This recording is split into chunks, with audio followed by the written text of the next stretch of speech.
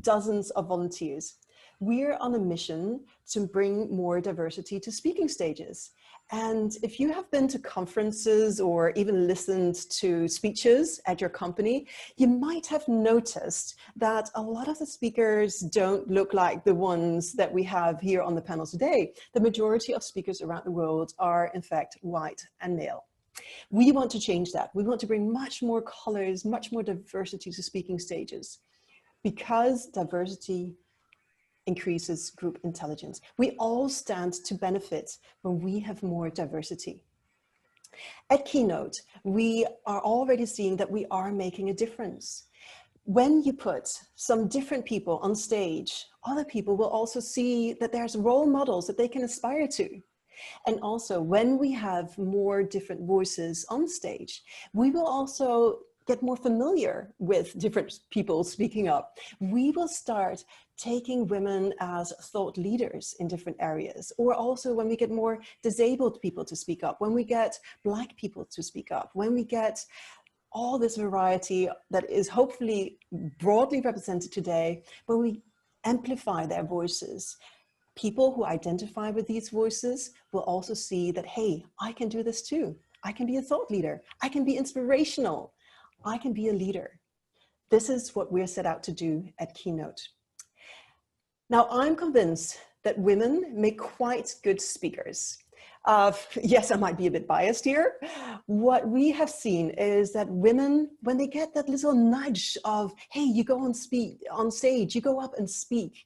Women are on average and typically, and excuse my stereotype here, women are often slightly more purpose-driven and very often have slightly less ego than their male counterparts. And those are great prerequisites for being excellent speakers. And women, when we nudge them a little bit to go up on stage and inspire others, they find out, hey, I can actually use a stage as a platform to make the world a better place. This is what we're doing at Keynote. And we are also proven that those who say, hey, I looked for women speakers, but I couldn't find any, that they may not have tried hard enough. Today's event was inspired by an internal event that we had at Keynote Women Speakers. We have regular internal vino with speakers where you can join with or without wine. We have some chats either around a predefined topic, or we spontaneously find some very interesting things to talk about. And the last one we had 2 weeks ago was about what's going on in the US with the Black Lives Matter movement. Now, this event here is not about Black Lives Matter, it's much broader than that. The event that we had internally got so inspirational, it was so eye-opening also to me, that we decided with Kaumudi Gora, who's also on the call here, with her in the lead, to create an event that's open to everybody. So everybody can get inspired and learn by listening to these voices that we're amplifying today. I have two different objectives with the event today. First of all, well, we don't need to empower the women who are speaking today or the different voices that are speaking today. They're also already pretty powerful women. We want to amplify these voices who are speaking up. We want them to be heard. So that's one part of the coin. It's about listening to people, making sure that they are heard. The other side is, of course, the listening part that I just mentioned. We want also that everybody listens, that we have a much bigger platform for people to truly hear what is being said. All this about speaking up and inclusion, maybe I'm a bit tainted. I grew up in the Netherlands, a place that is very well known for calling out the elephant in the room, for speaking up, and maybe that's a reason why I'm all about this speaking up. Now, although I'm Danish, I grew up in the Netherlands, and then as a teenager, my family moved to Denmark. Denmark has an equal tradition for speaking up and calling a spade, whatever you'd like to call it. Denmark also has an equal level of outspokenness. Now, in addition, in both countries, and I remember it better from Denmark, in both countries, there's also a lot about inclusion. In school, we are taught to call out injustice. It's part of the school curriculum to teach inclusion. Now, I must say that it was quite easy at that point of time because I came from a very homogeneous, very white middle-class environment. So of course it was easy to be inclusive. And interestingly enough, when I go back to Denmark today, three decades or more later, I see that the country is quite struggling with being inclusive today. Now that there's many more non-whites that we are trying to include in the society, all of a sudden it becomes difficult. What does it show? Preaching about inclusion is a lot easier than actually living it. One piece for thought that I would like to share with you before we kick off today's summit is that it's actually from a webinar that I attended last Friday. One of the speakers said that we only recognize bias when we're at a disadvantage, not when we're at an advantage. We only recognize bias when we're at a disadvantage. Another speaker chipped in and said, yes, privilege is invisible to those who have it. And as I mentioned, I have been living in a pretty privileged environment throughout my childhood and my teenage years. I'm obviously best positioned to speak about gender topics. I'm quite ignorant when it comes to what is it like to be Black or disabled or gay. We risk one thing here also. When we are not including all these different voices, we risk that we are only speaking up about one part of a demographic group. What we want to do here today is that people like I, who are usually voicing up about gender equality, that we also listen about what is it that Blacks, disabled people, all the other demographic groups, what is it that's going through their minds, and listening and truly hearing what they have to say. You probably have heard that just over 7% of the CEOs in Fortune 500 companies are women, which is kind of positive because a handful of years ago, it was just half that. But still 7% of CEOs in Fortune 500 companies, that is a very low number to give to a demographic group that actually makes up more than 50% of the world's population. What we risk here is that if we don't break the silos between the different groups who are at a disadvantage, we will not get very far. In fact, we need to make sure that when we talk about gender diversity, for instance, that when women get promoted, that we also pull along lots of other women, also Black, colored, disabled, all other people who are also at a disadvantage. We can only have true inclusion when we are pulled up into a better position, that we also pull up everybody else. I'm here today to listen. I'm here to learn more, do better, and hopefully be a better person for a more human world. Today, we want to give this as a platform for loads of powerful voices, important voices to speak up and be heard. I am so convinced that right now it is a catalytic moment in history. We must grab the momentum right now. The world is checking on its moral compass. This is not least because we've had a couple of milestones that made people reflect a lot more. I'd like to go back 5 years to describe one situation that definitely made me think that the world was changing. You probably have a lot of other events that you can add to the list, but let me share some of those that have impacted me.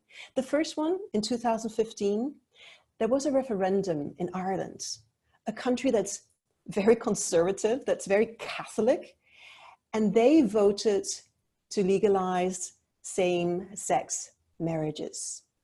Now, of course, it's appalling that that hasn't happened before, but at the same time, it was an important milestone that that happened.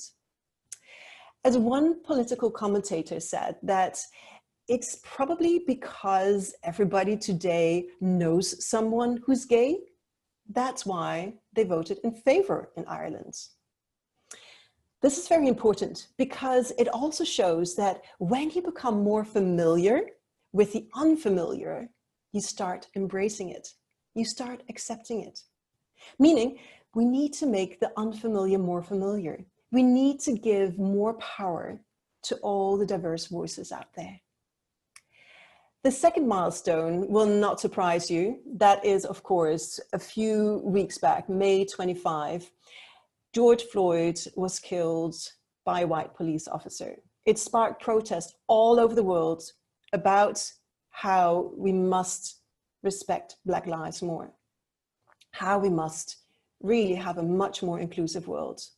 Now, it also sparked protests and reflection around the world about racism in general, for those countries where it's not just about Blacks being very much discriminated again. Going back to Denmark, where I grew up as a teenager, Black Lives Matter, it's not the most prominent issue that Denmark has to deal with. So of course, those countries have focused much more on the equality part and the anti-racism part. Another milestone that I would like to point out is on June 15th, the Supreme Court in the US ruled that it is illegal to discriminate against gay and transgender people. Now, isn't this incredible that we are in the middle of 2020, and before those couple of weeks here that we are living in right now, it was legal to discriminate. We are talking about a very advanced society. We all consider ourselves part of very advanced societies, don't we? And the US, which is describing itself as the greatest country on earth. And then it was legal to discriminate against gay and transgender people. Wow. The last point I would like to point out as a milestone is one thing that has affected a lot of my friends here in Singapore, where I'm based. And that is that Johnson & Johnson, a few days back, pulled out of its skin whitening range of products. Now, this is a big milestone in Asia because you probably have heard of, if you're not in Asia, how even the tone of your skin color within a certain country here in Asia has a big thing to say. A lot of women have been working so hard to fit in better to the ideals that are promoted by advertising, by Bollywood, by society. So for Johnson & Johnson to pull out of the whitening skincare line of products was a big step forward.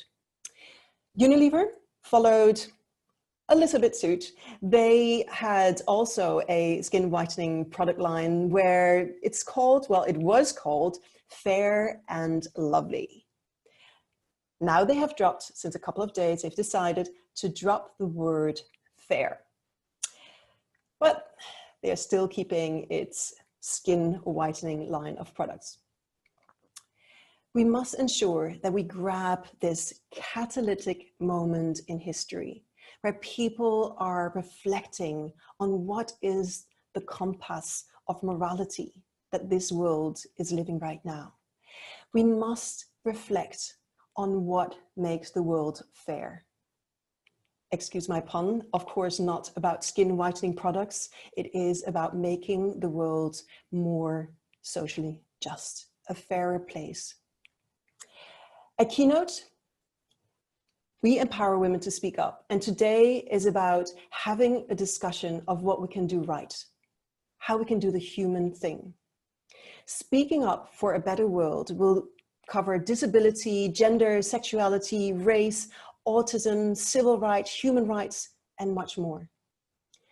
We're very committed to do what we can do to make the world more inclusive, to make it safe for everybody to speak up, to give everybody equal access to opportunities, and to get rid of discrimination and racism and intolerance. Let's create a world where everybody truly feels that they belong. With that, I have spoken more than enough, and I would love to hear from you a lot more as well. I have one question to start off with, and that is, what is the one thing that you would like for this world to be more just, more inclusive? What's the one thing that you wish for? Or what is the one thing that you see as a big necessity right now for the world to be more inclusive? I'd love to see your chats, or to see your comments in the chat box. I'll read them aloud in a moment. And whilst you are preparing for that, of course, I can summarize what I have put across here today. It is about making sure that all diverse voices speak up and that they are also listened to and heard. What is it that you would like to change in the world? What is your wish? What do you see as a one point that needs to be changed right now? Do drop it in the chat box.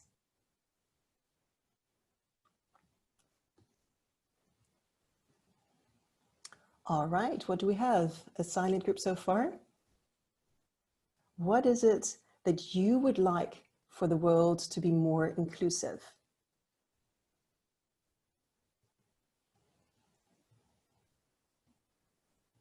It's a big question, I admit. There, Kim Maxwell. I would like to see more female leaders and entrepreneurs. Yes, absolutely. Of course, there are quite a few female entrepreneurs. If you count all those small shops in India where a woman has a sewing machine and that's about it. And she's an entrepreneur, of course. There are quite a few women entrepreneurs, but if you see how much of the VC funds go to women, it's, I don't have the numbers right here, it's below 1% of female entrepreneurs who get funding. And that is appalling. Yes, more female leaders, 7-point-something% of female CEOs on the Fortune 500 list. That's definitely not enough. All right, then we have Tanushree. No discrimination on the basis of race. We're actually all just one race. I love it, Tanushree. It is about the human race. We are a human race, and our genes, if you look at everybody, all human genes, the things that we discriminate against are just such a small part of the differences in our gene pool. It is astonishing. And of course, no discrimination on the basis of race. It is also the point that I mentioned before that, yes, we do discriminate because we see things that we're not familiar with. Human beings tend to gravitate towards sameness.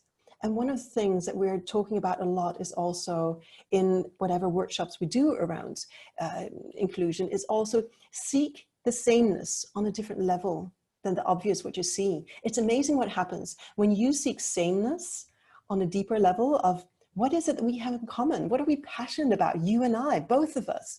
That is when you have a lot more sameness all of a sudden that you can start discussing. All right, Susanna is saying people to be educated on the experiences of other people. Lots of leaders would like to be allies, but do not know how. Absolutely, and it's also one point that I'm very passionate about. It is back to the point that privilege is invisible to the people who do not who have it. Sorry, privilege is invisible to people who have it, meaning that when you're not a victim of bias, you don't really know what to do about it. So it is about making sure that we have a lot more education along what can each and every one of us do. And that is why today it's about listening to those voices who are sharing their experiences that we cannot relate to. Then we have To Choose Diversity by Avni, moving from all flavors of polarity to parity. How beautiful. From polarity to parity, accepting everyone for who they are. I believe this is also adding on to what I shared just now, looking also for sameness on a different level, for instance. And that is, of course, done through conversations. Kim is saying more diversity in Singapore, more diversity in the international schools in Singapore at the teacher level. That is absolutely true. That's one of the things in Singapore. My kids have gone through international school here too. And unfortunately, there's very few Singaporeans in international schools. In the Singaporean system, there's very few international kids. It would be very helpful for these two communities to interact. That would make it so much more helpful. Then we have Caroline saying recognition of inequality and imbalance that disadvantages different groups. Yes, recognizing the inequality and imbalance that certain groups suffer from. As I recently heard in a podcast, I've forgotten which one, she says, we should not assume that people in position of power are or have more, like qualifications and skills, as opposed to have knowingly or unknowingly got there through privilege. Exactly.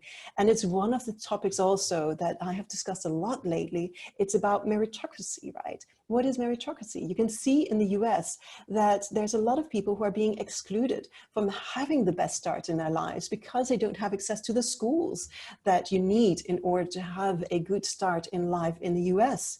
It's a country that feels like it's all about what you do. It's about skills. It's about choosing the right person for the right job.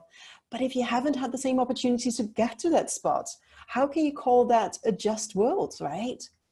Good. And then we have Kelly, an openness to calling a spade when we see bias and holding ourselves and others accountable to do better. Yes. How do we hold each other accountable to do better? Part of it is really about calling out things as well in a very constructive way, calling out when we see bias, calling out in meetings, when we see that somebody from a lower power group is being interrupted. Women, of course, is one of the groups who's being interrupted much more than men, but it's the same for Black people. It's the same for other people who don't fit the overall so-called majority, which is not a majority, but it is at the workplace. When you're not from the so-called majority of men in the workplace, you are being risked in being interrupted much more frequently. And that's not good. When we see that somebody from a lower power group is being interrupted, let's call it out in a very constructive way. For instance, saying, hey, I think that Jane had a very valid point there. Shall we hear her out? Those are the things we can do when calling a spade a spade. Let's see what else we have here. Avni, race, religion, size, sex, status, sexuality, we're all different flavors of the differences we have. So it's not about accepting one particular difference. It's about honoring all these differences. Exactly. It's honoring all the differences. It's a very interesting discussion by Jane, what's her name? I'm sure that some of you know this lady, elderly lady in the US who has done experiences or exercises with school kids in the US. And she says that things like, I don't see your skin color is absolutely ridiculous. It is about recognizing and honoring the differences. If you are telling a woman, hey, I don't recognize that you're a woman, or saying the same thing to a man, it's probably pretty offensive, right? And that is also how she relates to, well, if you tell a Black person or any other skin color, hey, I don't see your skin color, this is something that is very offensive. It's an interesting thought that I thought I'd share with this comment. Good. Then we have Binu here, the freedom to just be, even without, the freedom to just be without the filters of race, background, and even degrees to a certain extent. Everyone of us is special, and acknowledging this uniqueness would move the needle. Exactly. That goes into the same direction of what Avni just said. With you on that, Binu, Avni responds, love the freedom to just be. The freedom to just be, exactly, be who you are. I'd like to share a very short story with you on this one. And that is, during our call that we had, the internal call, some of our Black speakers said that it's very difficult in corporate life to show up with your original hair. That Blacks are making a big effort to show up, to somehow manage their hair in a way that we, the rest of the world, the non-Blacks, feel comfortable about it. I was very surprised to hear this. I was also shocked to hear that actually somebody needs to spend maybe, what is it? I don't know, hundreds of dollars a month, and also loads of time in the morning in order to simply make the likes of myself feel more comfortable. Wouldn't it be wonderful if we could just accept people for exactly who they are? And also what people look like? That would be fantastic. All right, give support and celebrate all big or small, weak or strong, with no lenses, but from the warmth of heart. All right, that is fantastic. The warmth of heart. Be warm to everybody, include everybody. That is so amazing. Thank you so much for sharing all your thoughts here. We would like to move on to the next segment. It's time for me to pass on the word to loads of powerful speakers out there. I have some housekeeping rules that you can see on the slide right now. If you would like to focus on the speaker, all you need to do is to pin the speaker, and then you will focus on the speaker rather than the whole gallery of people on the call. Although everybody here is beautiful, so if you want to see everybody, that's of course also your choice. Pin the speaker if you want to focus on what's being said. Stay on mute, and your video will be turned off. Share, okay, that leads me to the first point. Better to pin the speaker because the other videos are turned off. Share any questions or comments in the chat box, as you've already practiced for the past 15 minutes, and enjoy the breaks. We will be having several breaks, and the event recording finally will be shared with all attendees. It's time for me to pass on the word to moderator Arti, who is going to manage our next segment. Arti's career has taken her to very different roles, from positions in corporates, in volunteer organizations, and recently also in startups. Today, she is the founder of the Party Owls, and there she has taken the skills, knowledge, and experiences gained in her previous life to help and nurture communities and families to connect, to play, and to interact. She does this through creating fun events and interactions so that people will thrive and celebrate their experiences together. In 2019, Arti channeled her passion in connecting communities towards an event series called the Kitchen Movement. So this is a movement where strangers are invited to cook together. And these events also contribute to various charitable initiatives. She's based in Singapore, and at the moment she's also the country lead for Keynote in Malaysia.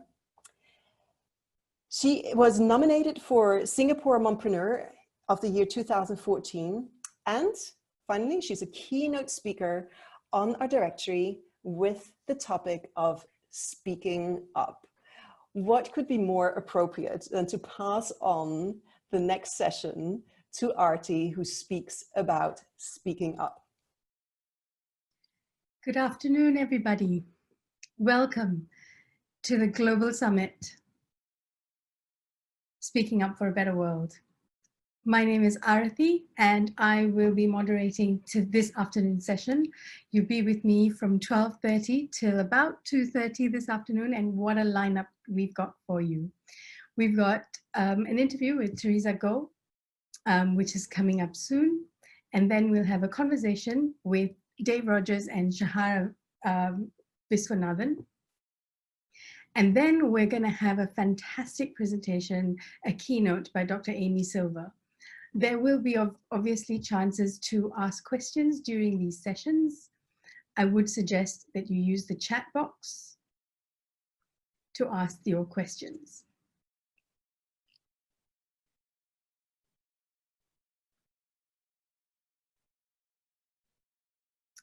Good afternoon, Avni. Thank you for that message. All right, so I just want to go through a couple of the summit etiquettes before we start again. I know Meta just went through them, but just in case you've just joined us, I would suggest that you pin the speaker. Your videos will be turned off. Everybody's on this, and it's fantastic, and I wish we could see all your faces, but it does tend to interrupt in the flow of the summit. So your videos will be turned off. Please, your mics are also on mute. If you've got any questions during the sessions, if you've got any comments, please do share them on the chat box, and we will obviously be talking about them whenever we have a little break in between the interviews and the chats.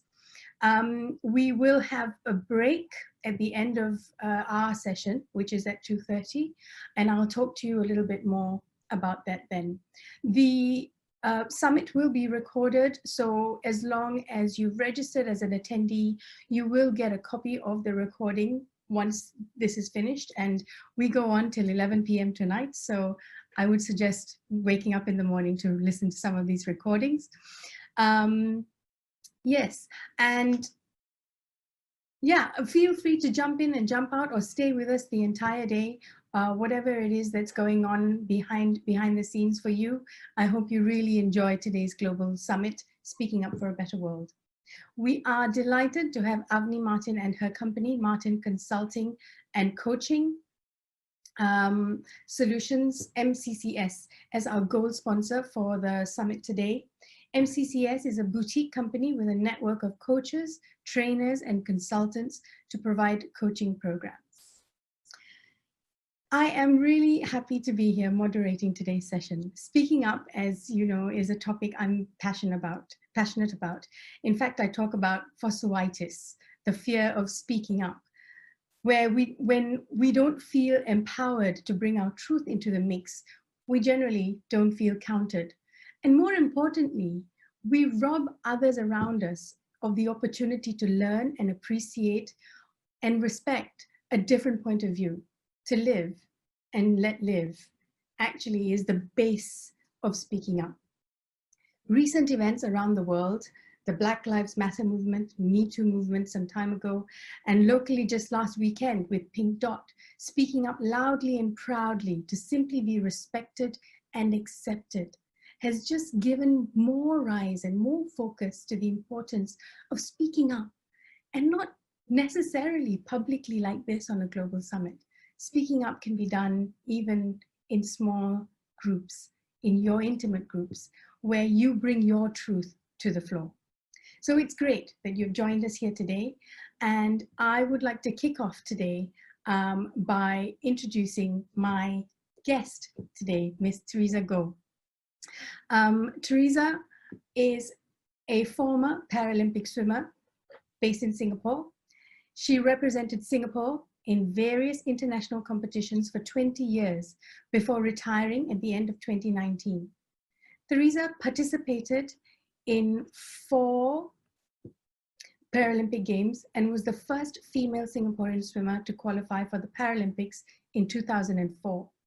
A former world record holder in the 50 meters and 200 meters breaststroke SB4 category, she clinched her first Paralympic medal, a bronze medal in the 100-meter breaststroke SB4 category at the Rio Paralympics on her 4th Paralympic Games outing. A pioneer in the disability sport scene in Singapore, she strongly believes in the importance of seeing the ability in a person without erasing their disability. Teresa identifies as queer, as an athlete with a disability, and does try to speak up more for the LGBTQ rights, especially here in Singapore. She's also partially hearing impaired due to an underdeveloped left ear. And I love this quote. When asked about her disability, she said, "I'm fine with it. I wouldn't be swimming or where I am today if I weren't disabled." So please join me welcoming Teresa Goh to the summit. Hi, Teresa. Hi, Arti. How are you today? I'm good. Thank you very much for joining us. Thank you for having me. So Teresa, you're a Chinese individual in Singapore. You're disabled, gay, and a woman. And unfortunately, I know that even just one of these categorizations would have meant an uphill struggle, despite the Chinese privilege enjoyed here in Singapore. And yet, here you are, soaring high with your swim medals and national hero accolade to boot. Tell us your story. Well, I mean, there's all these different labels that I have. The most, I guess the most visible one is the one that kind of affords me the most privilege. I feel like I've gotten to where I am. I've experienced all I've experienced thanks to my disability. And then there's like the other parts of me which people are more willing to kind of just gloss over, you know. Yeah, but I guess I'll go back to the start. I'm the firstborn in my family. My parents, when they had me, had little to no resources or information about disability, and I think they had to be really proactive in seeking information. And I think back then it was the yellow pages, and it was their Google, and that's where they found my my doctor that I saw for most of my life. And I guess I feel like I'm lucky because that doctor gave me opportunities and also was really optimistic, positive to in the kind of information that he gave to my parents. The very first, I think, doctor that my parents saw was that uh, not that optimistic. So when he was delivering, when he delivered me, and when everybody found out I had spina bifida, which is my disability, one of the things that he said was that I would have a low quality life, and to just kind of give my parents a heads up. And I remember one of the first kind of choices that my parents had to make was the doctor was telling them, because I would have a low quality life, what do they what kind of care do they want to afford to me? Like, do they want to give me all the best like machine wise, medical wise, and because I was born also premature, it added on to the complications of taking care of a baby with spina bifida. So when my parents were asked what kind of care to be given to me, they were really honestly practical. We're not rich, and we have to be quite, like, even now we are pretty comfortable, but we're not by any means rich, in finances. But so my parents said that they would take care of me passively. If I made it through, I made it through. If I didn't, what can we do? And I mean, obviously I'm here today, so so I made it through. For that. And I think one of the things that I'm really glad for is my parents. They are realistic, they're practical, they are full of love. It would have taken a lot of strength from them to actually speak up about a lot of these things, right? I mean, especially at that time, like you said, because there would have been so much bias. Lack of knowledge, yeah. Bias and because of lack of knowledge. Yeah, I mean, the lack of knowledge is, I guess, the basis of bias, Absolutely. Of fear, yeah. And that is so true. There was much later on, when I was enrolling for kindergarten, my parents had a lot of trouble trying to get me into kindergarten, because the moment they told the teachers or the whoever, that I had a disability, I get rejected straight away. So my parents had to be a bit creative. They enrolled me first, and then and then once I got accepted, they're like, no take backs. I love it. And I mean, I think it was just because they had no. I mean, I almost today can't say I blame the teachers or the administrators, because it's a lot of fear, isn't it? They're afraid of what happens if I do get into their class. Do they have the capabilities? Do they have the knowledge? And they didn't. My only thing is that they didn't give it a chance. Yes. But I joined, and everybody else was crawling around like me. There was no real difference. And like, I think that was one of the things that really stood out for me when I heard that story for the first time, when I was much older. And I think my parents have always been encouraging. They've always, never, like, that fear that people have. I think they, as much as possible, try not to instill that in me. I remember once when I was, I think, 9 years old, I was in a playground with my parents, and there was this really tall playground structure, and I was on crutches at the time. So right now I'm mostly on a wheelchair because I think I move around much faster in it. But I used to go around on crutches as a child, and I came across this really tall structure, and I told my parents that I really wanted to climb it. And you know, as parents of a child with disability, you really can't walk that well. It's not the easiest decision to say, do it, you know, whatever happens, Try happens. it, yeah, try Yeah.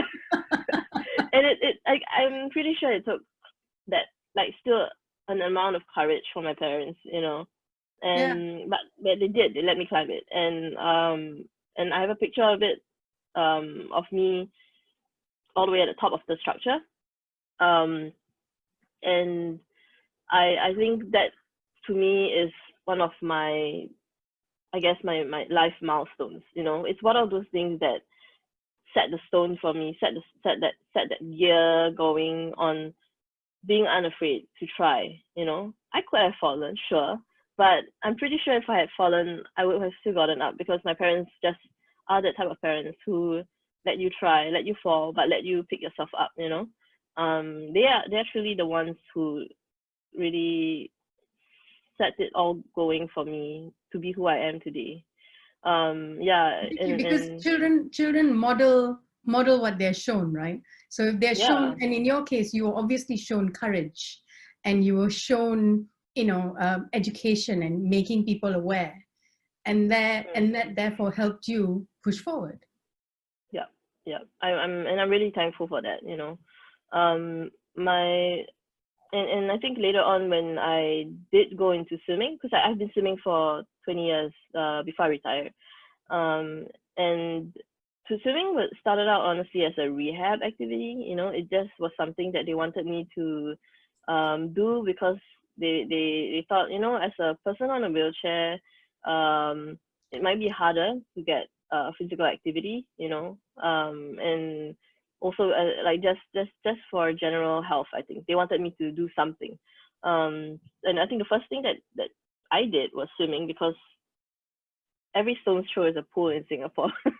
We have so many pools, and it's it's everywhere. And I think it's also a really common family activity, you know. So my family was no different. I have a younger brother and sister, and we all love to go swimming. And it kind of just progressed naturally into competition, because there was one day a volunteer from SDSC, the Singapore Disability Sports Council, stopped my dad when I was swimming with him, you know, in one of the public pools, and suggested that I join their local disability swim meet. That was in like 98 or 99. And my parents, you know, being real opportunists, they're like, yeah, why not? Let's do that, you know. And so I joined their program. I joined the team. I think that was my first national swim meet, and I got some medals. So they invited me to join the swim team. So that was kind of my first step into competitive swimming. And it really just progressed from then, you know. I never really, honestly, when I started out, I didn't really think about the future of, like, you know, Paralympics or World Championships or World Records and stuff like that. For me, it was just nice being in the water, you know. It is, to this day, it's still the one place I feel the most free, you know. In the pool, there's no boundaries, there's steps, but I can overcome those steps, you know. I can go from the bottom of the pool, I can go to the side, you know, I can go anywhere in the pool. And that feeling of freedom is something that I still don't think I encounter or experience in the world today, on the physical plane, you know. Yeah. And so you say you've now quit, right? You've retired. Yeah. Why I did never you looked retire? back. Why did you retire? I'm so tired. I Yeah. think one one thing for me is swimming was not always a love for me. It was something I had to grow, the love for. Um, when I joined, it was rehab. Um, it was through my parents' kind of introduction and encouragement. Later on, because I was swimming even in no, when was I swimming? Secondary school, and there was, that's kind of the period of time where you hang out with social circles, your friends, you build your friend circles, but I was always swimming. So Yeah, yeah, uh, yeah, yeah. I mean, that's not to say I didn't have friends. I was friends with everybody, just that I couldn't grow. I felt like I almost couldn't grow the friendship because when they would ask me to go for outings, I'll be, oh, I can't, I have training. But that was also a sacrifice I was making, whether it was by choice or whether it was I felt like I had to. It was still something that I did. Yeah. So I almost grew a slight resentment because I could not do the things I wanted to do. Yeah. So later on, when I was in Polytechnic, that was I was preparing for my first Paralympic Games. Yeah, and no, my second Paralympic Games. So sorry. No, so first Paralympic Games, it was 2004. Then then I went for O levels, and then I got into a Polytechnic, and then I had to make a decision then whether to go to school, like poly, or whether to go train full time. And I mean, I got everybody's opinion. I got my coach's opinion, my dean of the school's opinion. I got my parents' opinion, and then I sought opinions in myself. What do I want? What do I want to do? And to me, it was quite clear because I was not going to be young forever. And little did I know that the youth wouldn't contribute to my first medal. Like my first medal came much later, but like it was, but it was still a foundation. It was still something I feel like I had to go through. So I quit school after about a semester in Polytechnic, and then I went to full-time training. It was, I think, 13 sessions a week, twice a day for most of the days. I was tired, I was constantly exhausted. I was sleeping, swimming, eating, swimming, sleeping. It was not really any time for myself, my friends. I was always home. And we were always traveling. And it was, honestly, it felt like a blur because I don't really remember much of training or whether I enjoyed it. I'm pretty sure I didn't. It was a lot of pain, but I thought at the time that pain equals success. Exactly. I think we've always been fed that if you want to get something and if it's easy to get, then it's not worth having. I feel like that's really harmful. Not all things have to be hard, especially when it's something that you chose to do. I think especially, at least for me, in my case, I needed to love what I was doing. I needed to be happy. I needed to feel comfortable and relaxed, and at that point, it just wasn't the case.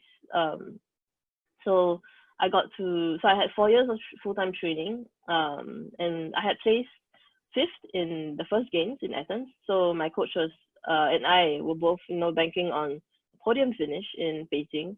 And so we got closer and closer to the games, and I was really excited, of course, but really nervous and scared, most of all scared. And we got nearer and nearer, and as we got closer, my confidence level started dropping. It was, I'm so tired, I'm so tired, I'm so tired. And then doubts, kept getting into my head. And honestly, my sports psychologist was doing all she could, but however much they do, it's still Up to you. it's still up to me. It's still me who's controlling my brain, who's feeling all the feelings. And I just at that point could not switch off. So it got to like a month, like 3 months before, I'll be like, I don't mind even a like second place finish, give me second place.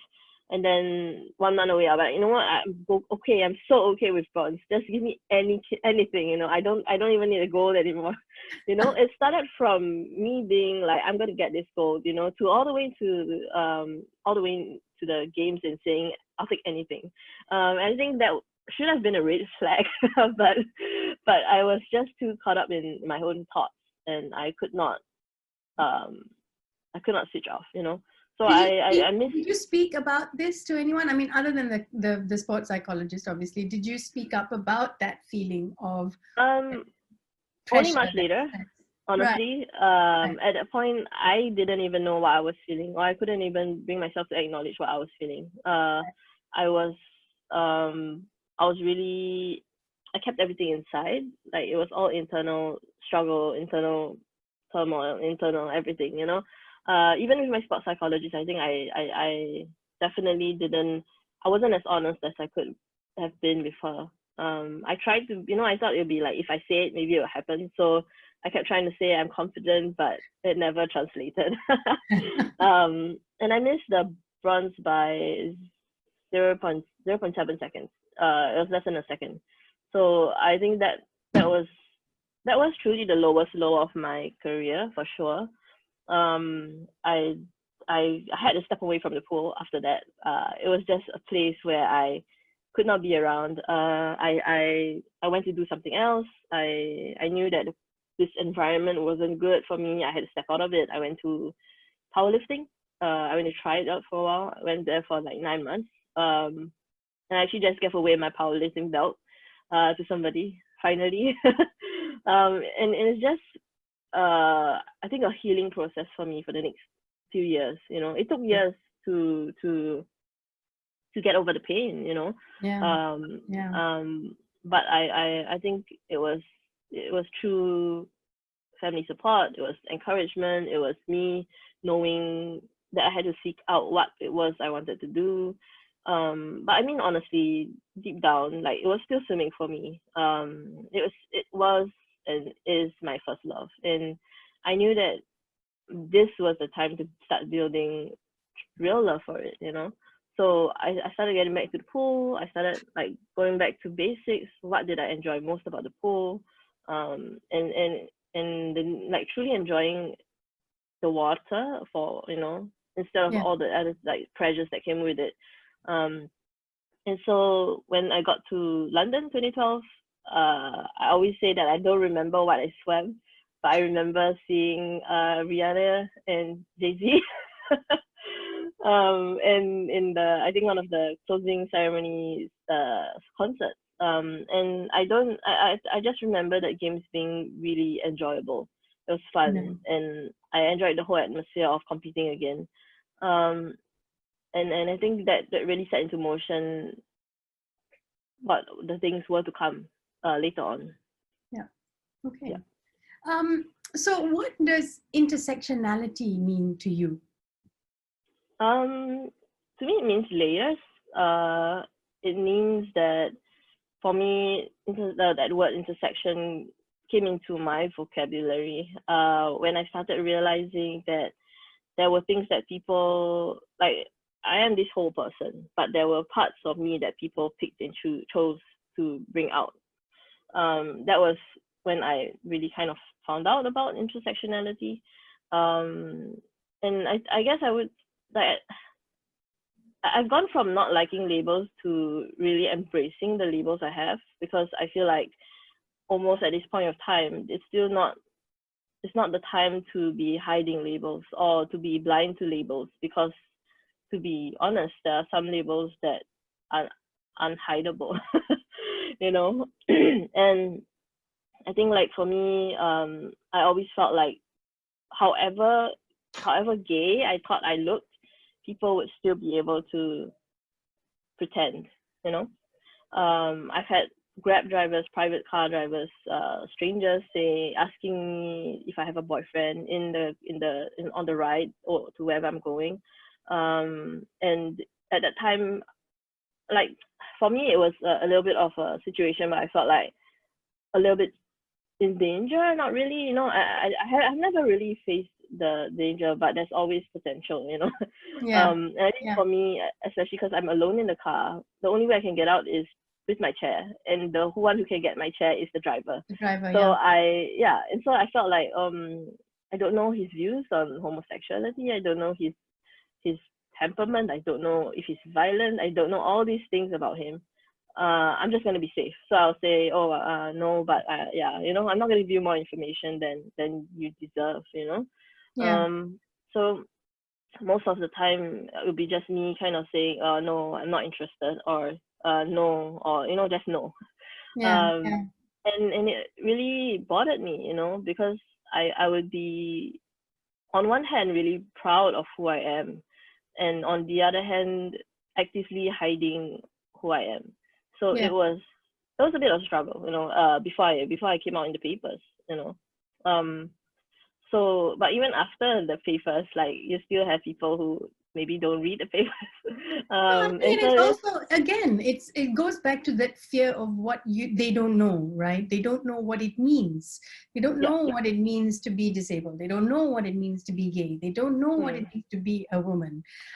You know, there are so many of these, like you said, layers that then just translate into some of these microaggressions without them even realizing, knowing, without them even realizing that that's what they're doing. So like that your taxi example is exactly it. It is that microaggression that you come across and you're just like, okay, what do I do?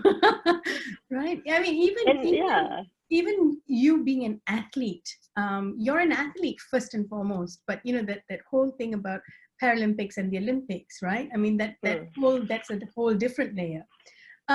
What other kind of microaggressions or micro behaviors have you come across that kind of, you know, make you go, oh, even after all these years?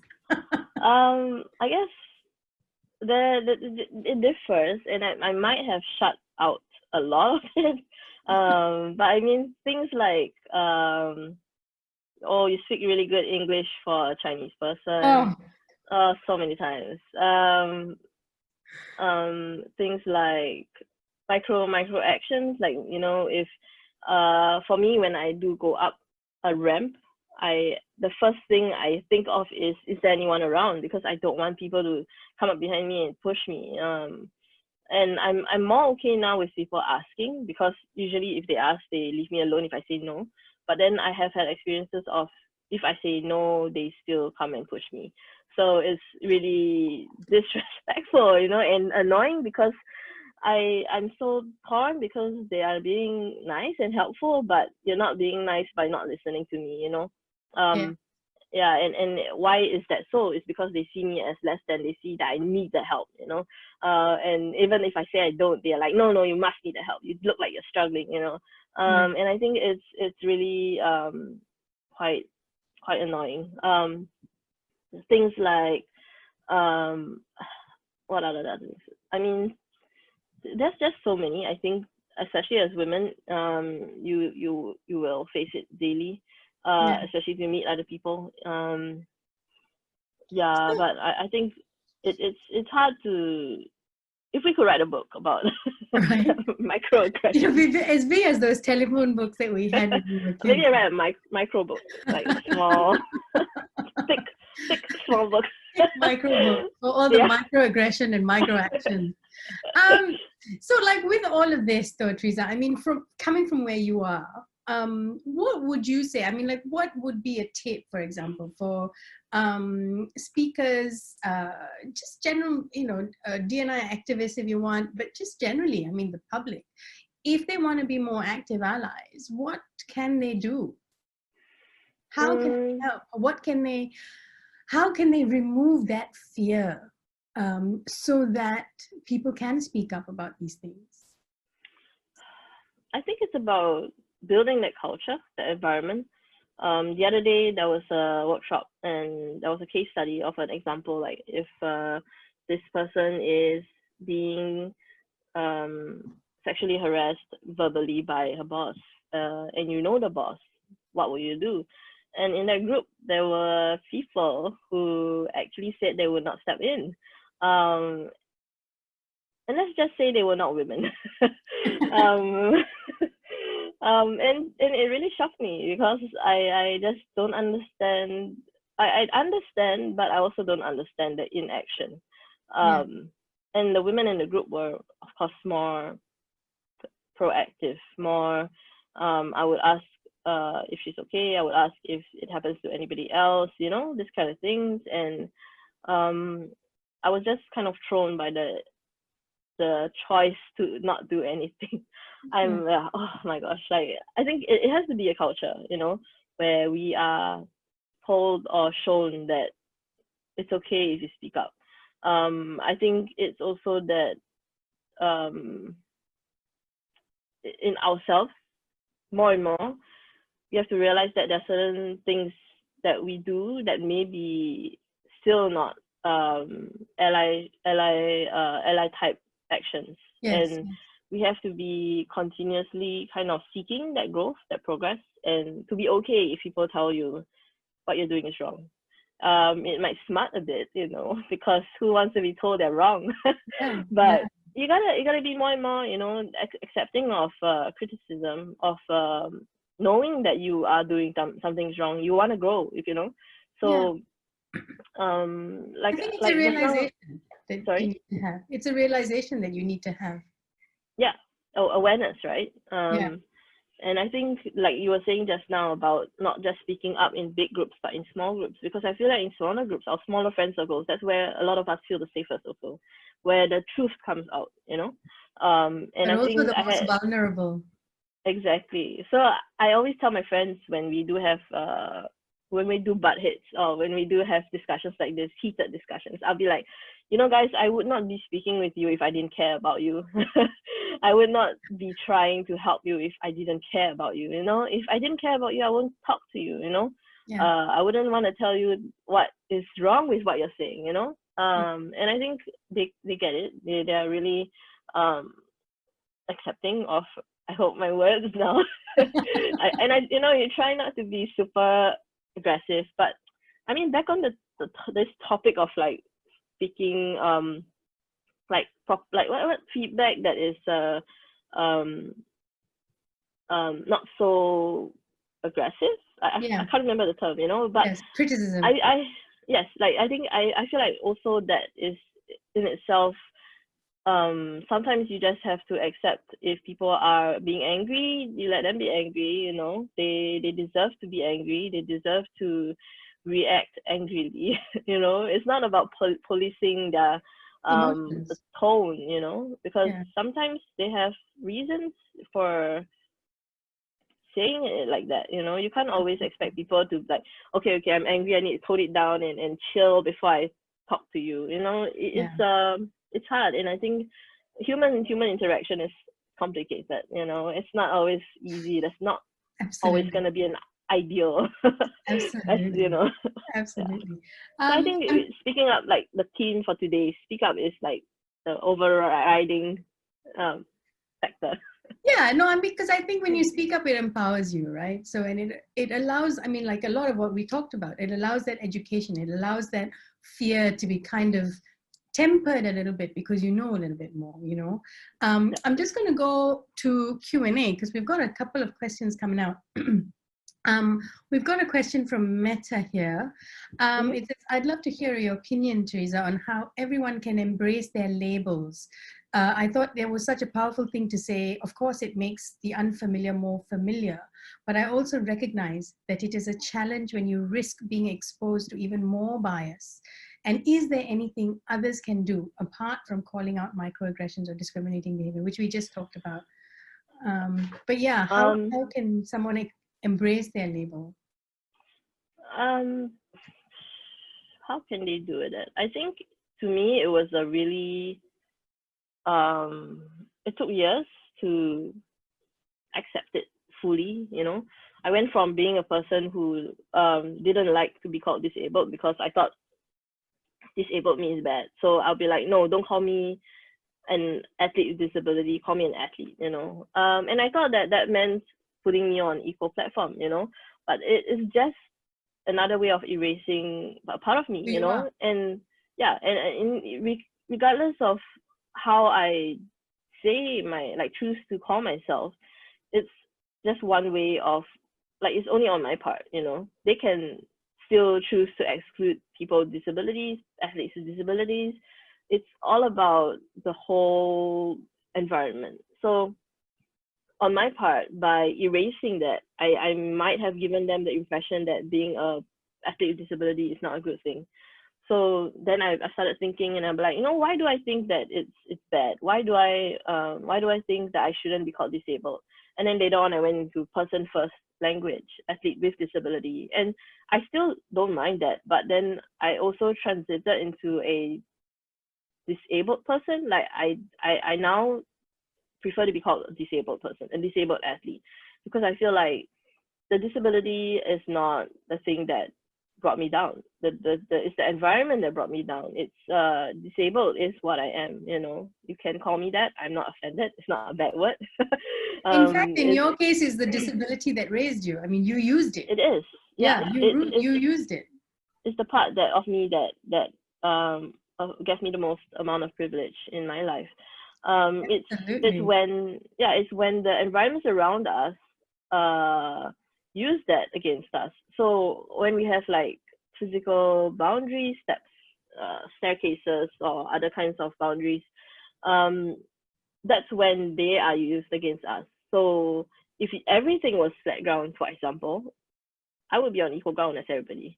Then do I still have a disability? I do, but then it's not it's not making me unequal anymore, you know? So it's about the environment, it's about the people, the system, the society, you know, everything is taken into consideration.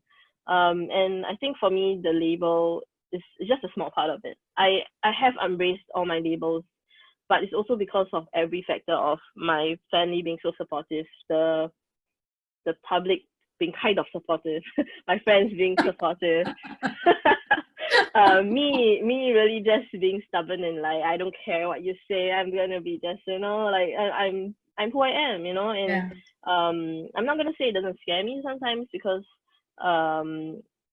it does scare me sometimes, you know, being like part of like that intersection of the different labels that I have.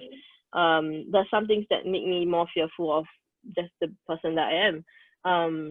If I were, for example, disabled and disabled straight woman, I feel like I would have different experiences also. I would have different feelings. People would be probably less fearful of me when you may be less interesting, Teresa. You never know. Exactly. Normal lah. Which is why I have no regrets about my life whatsoever. No, I'm completely happy with my life. I am completely happy with who I am. You know, I would not change a single thing. Excellent. And there you have it, ladies and gentlemen. Teresa, unfortunately, we've come to the end of our segment. We've got a couple of more minutes, but I'm hoping there'll be a couple of questions, but no, not really. Thank you so much for being so frank and so open and real about this. It's been fantastic to talk to you. So thank you and good luck with whatever else you're going to go forth and soar with. Owning all your labels. That's a question. Oh, is there? Oh, yes, there is. Yeah. Sorry. What would your advice be? Wait, back to like the first part. I forgot to mention like what else is there like for others to do?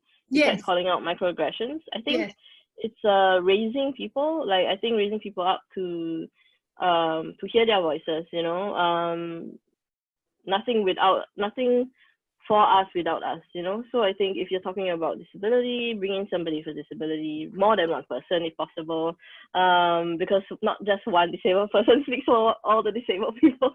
I don't speak for everybody, you know.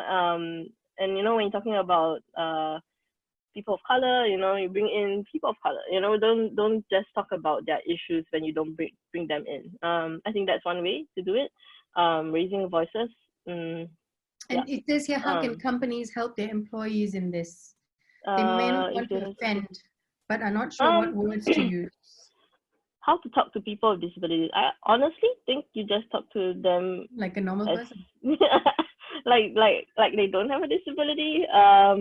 Like I don't know, in specifically, what do you mean? I think it's about the use of the word disability. I think yeah, people I mean, to feel be a safe, bit, yeah, you know, to be they, safe, use person first. yeah, right. I think Yeah, so too. And yeah, I think it's calling out that elephant in the room and just admitting, look, I really don't know what it is, what this is. Can you please explain to me? And once I think that, again, fear of the unknown, get over yeah, that fear of the unknown and you yeah, got good. We've got a last yeah. question. Have you used your platform to raise issues for the LGBT community in Singapore? And I have to remind you, Teresa, we only have like 2 minutes, 2 seconds. Okay. 2 seconds. Yes. It's got to be quick. Oh man, I was a Pink Dot ambassador in 2017. So I have tried to be a face, I guess. That's one way I know how to do it. I try and be as rainbow as possible. Can you see this rainbow? I don't know. I the only way I know how to do it now is to use my voice and to speak out. But I'm sure there are other ways to do it. I just haven't found the time or space to be able to contribute a bit more. And I think that's one thing that I would definitely want to do better in the future. But kind of back that up again to the question about disability. I think you bring in a person first approach, but after that you can ask them what they prefer. And I think when you want to ask about, I think it also best to mention that you don't ask about their personal like disability, like how they got it. You know, you can ask them what they prefer to be called, how they prefer to be helped, if they want to be helped. What are their access needs? You know, these are really factual stuff. You know, not anything that how do you get your disability and you know, stuff like that. I think you can always consult people in working in disability sectors. There's a lot of resources out there. Otherwise, you can email me, you can IG message me. I will lead you to where you want to go. But yeah, thank you so much. Excellent. Thank you, Teresa. Thank you very much for our session today. And I'm going to now just mention one more time the etiquette for those of you who've just joined us today. Thank you for joining. The speaker video, I would suggest that you do pin the speaker video on your Zoom screen. You will be on mute and your video will be turned off. If you have any questions or comments during the sessions, do use our chat box and we will get to them slowly but surely. As you can tell, I get very engrossed in discussions and I might miss some of the questions, but I will get to them, I promise, I promise. Okay, next up, we've got a fantastic conversation planned between Dave Rogers and Chahara Viswanathan. I'm going to quickly introduce both of them and then I'm gonna let them get on with it. So Dave Rogers is a Canadian-born serial investorpreneur, speaker and author. That was a mouthful, investorpreneur. With investments in more than 50 companies, Dave speaks from real life experiences, infusing humor, wisdom, and perspective into his keynotes, masterminds, and consulting services. He used to have a major phobia of speaking in public, paralyzing stage fright. Dave embraced the fear in 2001 and launched a number of businesses that transformed the entrepreneur training and speaking landscape in Asia Pacific.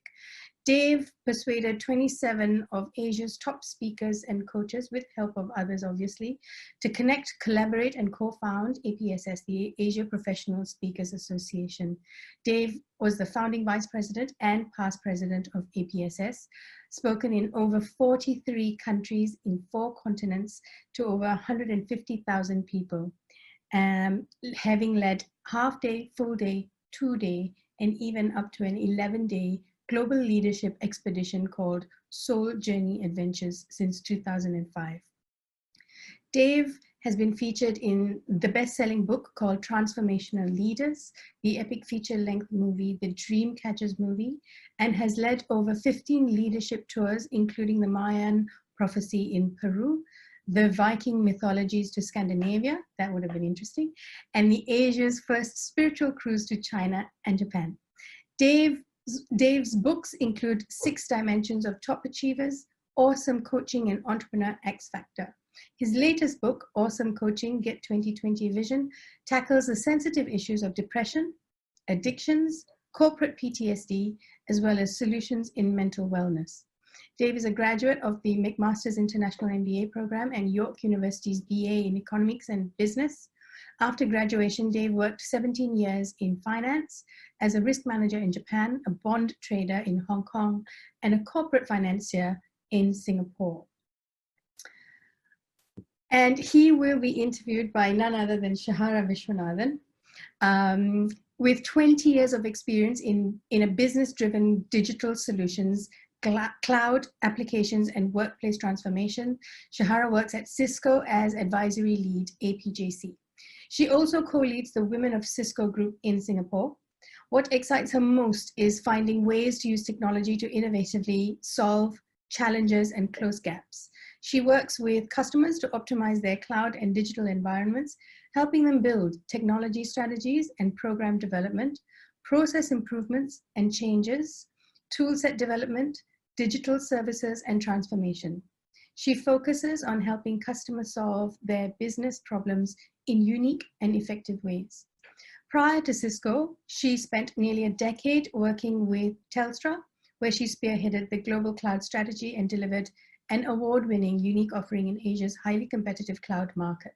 She's been the vice chair of the Asia Cloud Computing Association and is a frequent speaker and panel member at technology and digital thought leadership events. Shahara is passionate about the democratization of technology and increasing the diversity of people participating in STEM. She believes that diversity in technology will provide significant new thought leadership and possibilities in all areas of STEM. In her spare time, she enjoys teaching cloud computing and artificial intelligence at the Singapore Council of Women's organization, IT Hub. Welcome, Shahara. Welcome, Dave. Over to you. Thank you very much, Arathi. And thank you, Keynote, for running this discussion. It's not only timely, but very brave to bring all these people together to have an open discussion around these topics. So thank you very much, and thank you for inviting me. Hi, Dave, how are you? I know it's 1 a.m. there for you. Fantastic. And yes, I'd like to say thank you to the team who put together the forum, and it's a fantastic opportunity. I've had a brilliant conversation already with Shahara, and I look forward to today's discussion. Yes, I'm very grateful for this opportunity. It's given me time with Dave, which has been wonderful. So let's kick off, because we do have a short period of time. And our topic is really about speaking up for a better world. And, you know, the more I get to know you, Dave, that is really how you've built your life and legacy, is not only about speaking up for a better world, but also making sure that everyone has an opportunity and a voice to do so. So what has influenced that decision in your life to drive that from your background and experience? Well, I really think that when you go back to the privilege that we've had and some of the words that we've shared, today's discussion is about this peace, this progress, and this perspective. Yet when you go back, and as I do, I go back to my upbringing in Canada. And again, of course, there's a huge privilege of being raised in Canada and having a multicultural society and being raised with two Trinidadian young stepbrothers and learning about the Black culture and learning about the Chinese culture. And I'm half Chinese and half English. And then going through some of the racism and the prejudice that occurred growing up. And then perhaps even like the parts of hating myself and having to, or choosing to rediscover and reinvent and reveal the vulnerabilities to then come out and reinvent. And I believe this reinvent right now, reset, is so important in helping people by asking a question and then allowing them to share some of their difficulties and see if they can then find a gift or something magical from that experience. And I'm aware that some of your background coming from Sri Lanka and then moving to Australia affected or influenced some of the ways that you think, and then the ways that you have evolved and now share about that. Would you like to share a little bit about your upbringing? Yes, of course, and that has been part of my difficulty in embracing these conversations, is that this is the first time I'm actually talking about some of this perspective. I'm very confident around talking about technology or gender issues, but when it comes to race, I've not spoken about my background. So thank you for asking.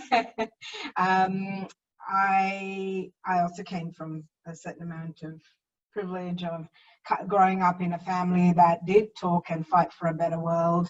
My grandfather worked for the rights of indentured tea workers in Sri Lanka. My grandmother in the 1920s would go into villages and teach women about contraceptives. And then at 9, my family became refugees and asylum seekers in Australia.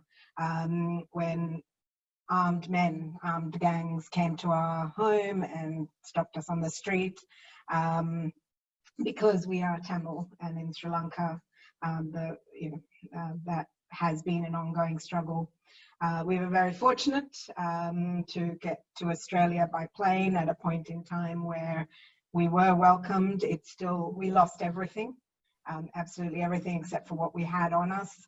And for 3 years we fought to stay, and after 3 years we did become residents and then citizens of Australia. So it's been quite a journey, and of course, like you, again, I've had those experiences of both, in addition also having some of that experience of being the only in a room, that internalized racism of trying to leave some of that cultural history behind in order to fit in, and also some of that experience of where do I fit, never really fitting in, but taking that as an opportunity to really, I guess, change things and drive change. So it's been quite an interesting journey, even in the last 72 hours. Well, again, I honor your processing it, and that's a little bit about our topic about exploring that inner peace and then allowing ourselves to be the vehicle of progress, to go into the areas that still might be traumatic, to be able to have vulnerability serve us as leaders. And that's very exciting, and it's sometimes extremely painful, because going to that 6-year-old or 8-year-old that was abused or that was beaten or that was shunned aside or that was bullied. And so there's some types of therapy where you actually physically go to that person, give them a hug, and see how that transforms. And that's actually one of the things that, since we did talk, I've been doing sketching and little different types of visual art as a way of healing the inner artist that was suppressed at 8 years old by a teacher who said, I have no artistic ability, and actually living with that trauma and then releasing it in the last 72 hours from our conversation. So I love this idea of inner peace and then progress and then perspectives. And hopefully if somebody is watching today and hearing the journey, because there is this hero's journey or Shiro's journey that brings us from known, which in your world, it's the technology world, to the unknown, which is perhaps even some of the unconscious world, to come out with some new special gifts or talents that we're going to share, to maybe invite people to share their perspective as a way that for them to elevate their vibration. Yes, wonderfully put, Dave. If I can just unpick that a little bit more around, so we've had, obviously things have come up for both of us through our conversation, and I hope we can continue to have this, because as I said, I think I mentioned in a message to you that after our conversation I was shaking, because I'm not used to talking about this. But another part of that is also around, in your experience of growing up as a multiracial child in an environment that you may have been unusual, then traveling to Asia, and as an adult growing up in, not growing up, but as an adult, your experience in that environment over 20 years.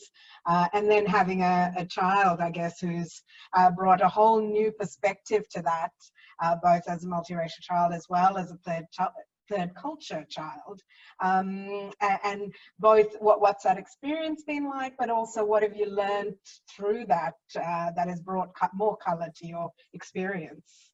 The whole generation of third culture kids, these are children that their parents are born in different countries and they're raised in a third country. So in my case, I was born in Canada. My ex-wife was born in Japan, and we raised our child in Singapore. And it was a very fascinating lesson of being a parent, because again, believing that he is my number one teacher has been something that's made it a little easier, because I've asked him a lot about his experiences and been curious about his experiences and assisted him with seeing the planet as his home. Yet, is he still going to have cultural identity issues? Likely. Now he's back, or for the first time, living in Canada with a Canadian passport. And is he Singaporean? Is he Japanese? Is he Canadian? Is he Chinese? And so those are issues that I welcome the conversation, yet what he goes through truly is his journey. And as a parent who loves, a parent who wants to encourage him, the curiosity, and one of the things that we want to share with people is to ask, to listen, and to play, because those are the ways that our kids and finding ways. And I think one of the things that you shared, which I've shared already with about 10 people, is this mixed plate and this mixed meal and this way of expressing our beautiful cultures. Multiple cultures can be expressed by food, can be expressed by conversation. Would you like to share a little bit about what that has meant for you as raising a third culture child? Yeah, thank you. So yes, when I had my daughter, I was convinced I'd been through these experiences of not fitting in. So I was convinced I had the full toolkit of how to support her, both as a female and a child of many colors. So my daughter changes skin color, eye color, and hair color, depending on the day. She actually is a bit of a chameleon at the age of 7, which is amazing to watch. But even by 7, I've realized that I don't have the skills for that, because it's not just how she sees herself or being nurtured at home, but it's also how the world sees her, and the fact that she does not look like either of her parents on the surface. Right? People always do a double take when they see us. And even by 7, that becomes a thing. And so we're always looking for ways, right? And part of this internalized racism also came to the fore, because I realized that having been an immigrant, I hadn't necessarily encouraged that Sri Lankan part of me. Right, part of the trauma, of course, leaving as a refugee and all the rest. So I had to embrace that. But I was always searching, and yes, through food. And then I found this TV show called Mixed-ish, which is from the same people who do Blackish and Grownish. And we watched it as a family over a week. There was 17 or 18 episodes, but she loved it. And I tried to connect her to another lady, a friend of mine who'd been through similar experience to her. And I said to her, Sandrine, Auntie S can help you with some of these things. And she said to me, no, Mom, I now get it. I know who I am. I've watched Mixed-ish. And it was about, connecting and seeing herself and embracing and pivoting and stepping up and all those things you were saying through something simple like a comedy TV show. Seeing that representation was amazing. Well, I've shared it with a few people, and they just have really picked up the idea also that, again, when you see people from the islands here in most parts of the world, actually, there is this mix of 2 or 3 or 4 or 5 or 8 or even 16 different cultures in a person. Can you imagine the table of food, which again, Singapore is also a great place for that, where we get the beautiful mixes of the cultures, and we go to the hawker stands where we have incredible culinary experiences and colorful conversation. And I think that's one of the areas that, congratulations, because that curious perspective was able to come up with the breakthroughs. And that's one of the things that we were really encouraging in this dialogue, in this speaking up for a better world, is that the ways through the hate or the fear or the ignorance is often through curiosity and asking questions and listening. And that's just, and it's so beautiful when you can actually ask a question where you're really curious. And it's not like about 88% of the questions people ask are to get validation of what you think, to sincerely ask the question and listen for the answer.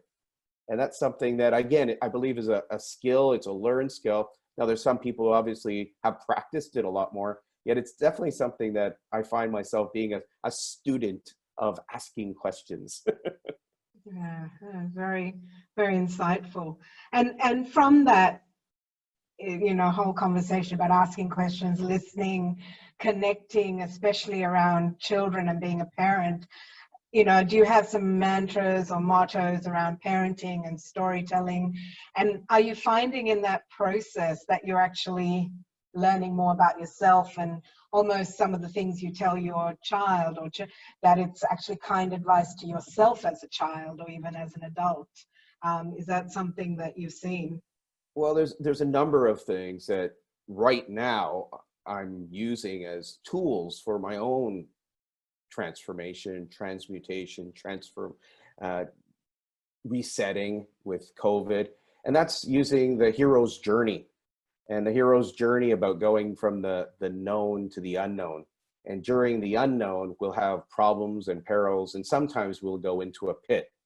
And I'm finding that pit for some people right now could be anger management, it could be fear, it could be stress, it could be depression. And when we bring in and infuse that curiosity, and perhaps I'm even infusing that be the change. So the very famous, I believe Gandhi had the quote, is be the change, as opposed to pointing out and criticize, be the change. And when I go through the pit, which is challenging, and with the curiosity and with the inner work and with the communication, we can leave that pit and we often get a new gift.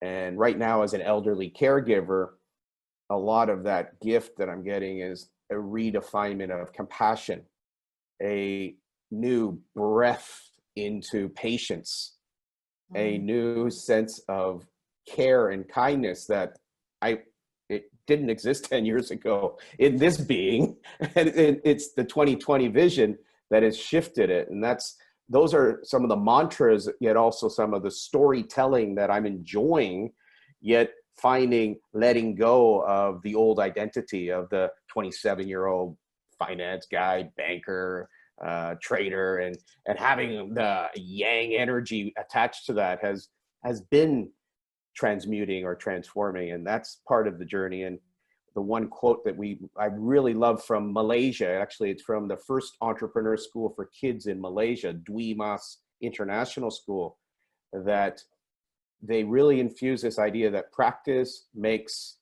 and most people will say, perfect. No, in their environment, it's practice makes progress. And so that's why when chatting with you just for that little while, it was fantastic the way that we just brought in this concept of today we wanted to speak up for peace.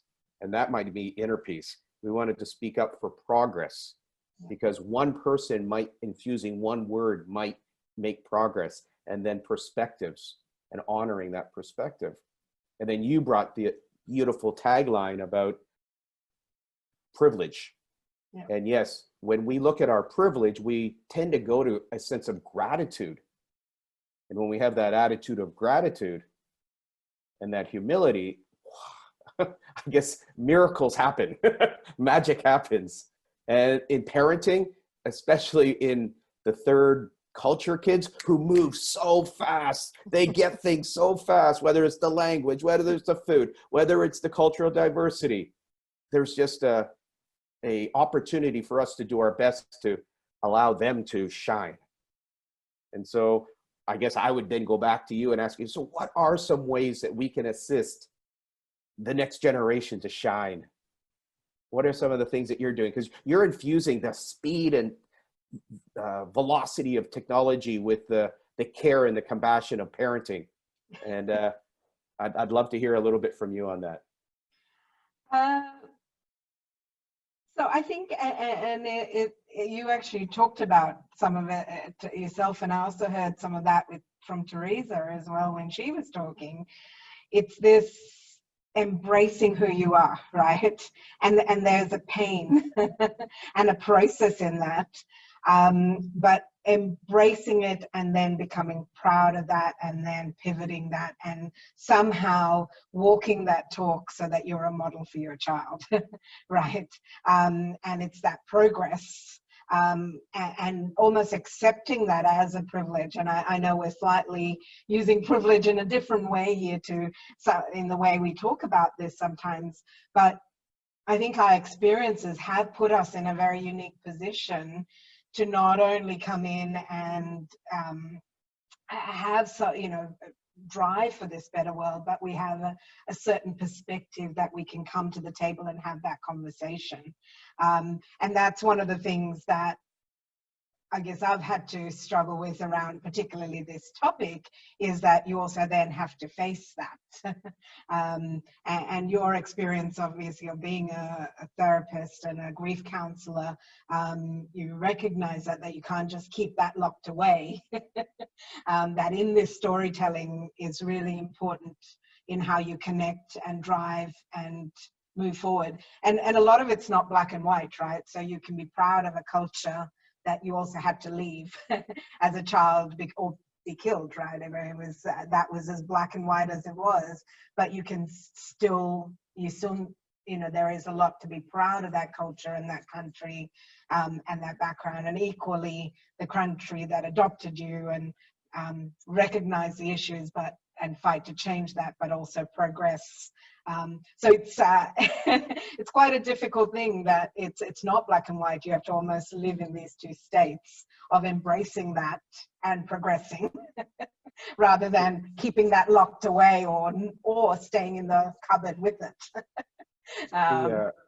The coming back to Canada after being away for 30 years, I really noticed that Canada has made some huge changes in the way that we honor the Indigenous cultures, and the prayer sessions and the honoring of the land, and a respect. So it comes back to when it's often not black or white. There really tends to be 50 shades of gray, and I'm not sure how that will respond yet. I do very, very see so many different areas of gray, which I think is a perspective that I'm looking for. In fact, one of the tools we often work with is people will look at things as being right or wrong. I really love the idea of going right or left. And then if you really want it, then you can go north, south, east, and west. And then if you really take it and you have a group of people that you can share your individual experiences, you'll get 16 or 32 views. In fact, I truly believe in most situations, there's 360 perspectives, and that's the circle. And so we are a reflection for each other. The experiences we've had, the experiences our ancestors have had, truly allow us to delve into trauma and horrific experiences that raise our vibration if we find the gift from it or find the miracle from it, that we're here to have this conversation. And in many ways, as a scientist and a neuroscientist, the ancestors are in us through our DNA. So the cellular memory is in us. Yeah. And so if we want to tap into it, it's just so beautiful. And so, yes, I love the Indigenous cultures of the way they respect the moon and Mother Earth and the trees and the water and the ocean and life and life force. And that's something that comes into, again, being present with our third culture kids, who, again, probably get this so much higher vibrationally than we do. And we've got a lot to learn from them if we're curious. And that learning's ongoing. I'm going to open up to questions. Notice there aren't any there, but please put in the questions now.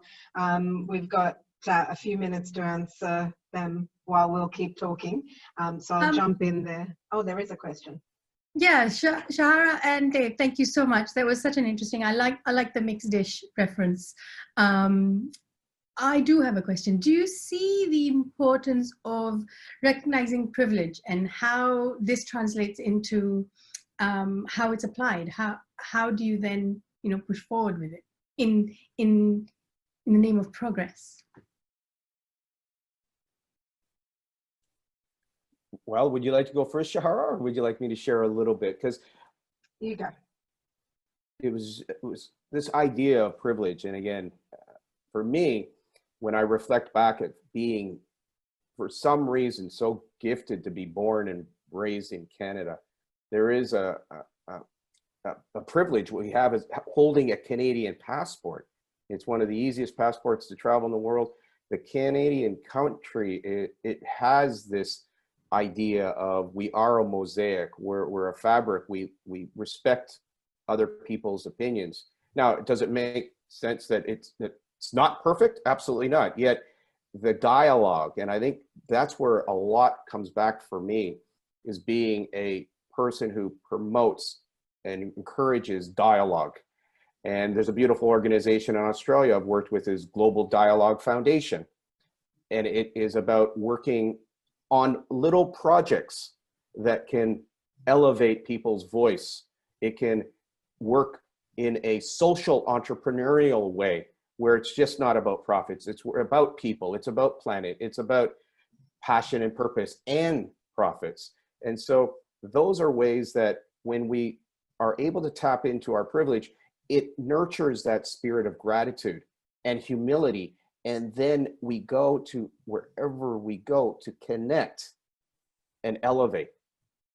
And even like, I love the beginning of the way that Keynote Speakers for Women started out, where it was a collaboration. It was a collaboration that men and women come together. This is a movement of wonderful women voices, yet there was a part that men could do to support it.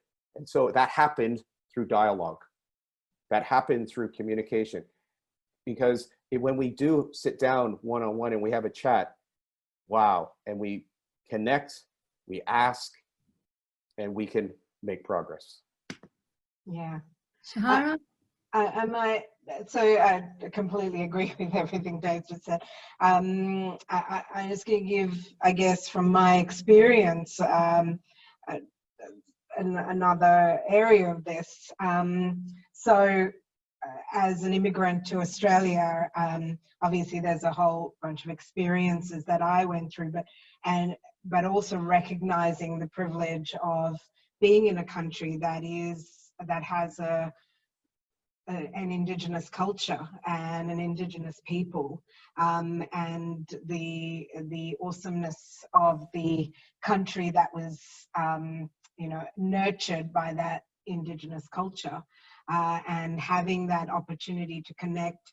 Again, through my family, my mother worked in an organization that had Indigenous department, and it meant that something that isn't very common in Australia, in all honesty, because the Indigenous community is about 2 to 3%. So many Australians go through life without even, not only not recognizing the situation for Indigenous Australians, not knowing the Indigenous history, and never really connecting or meeting Indigenous people. I had the fortunate experience and privilege of connecting and understanding what that experience is.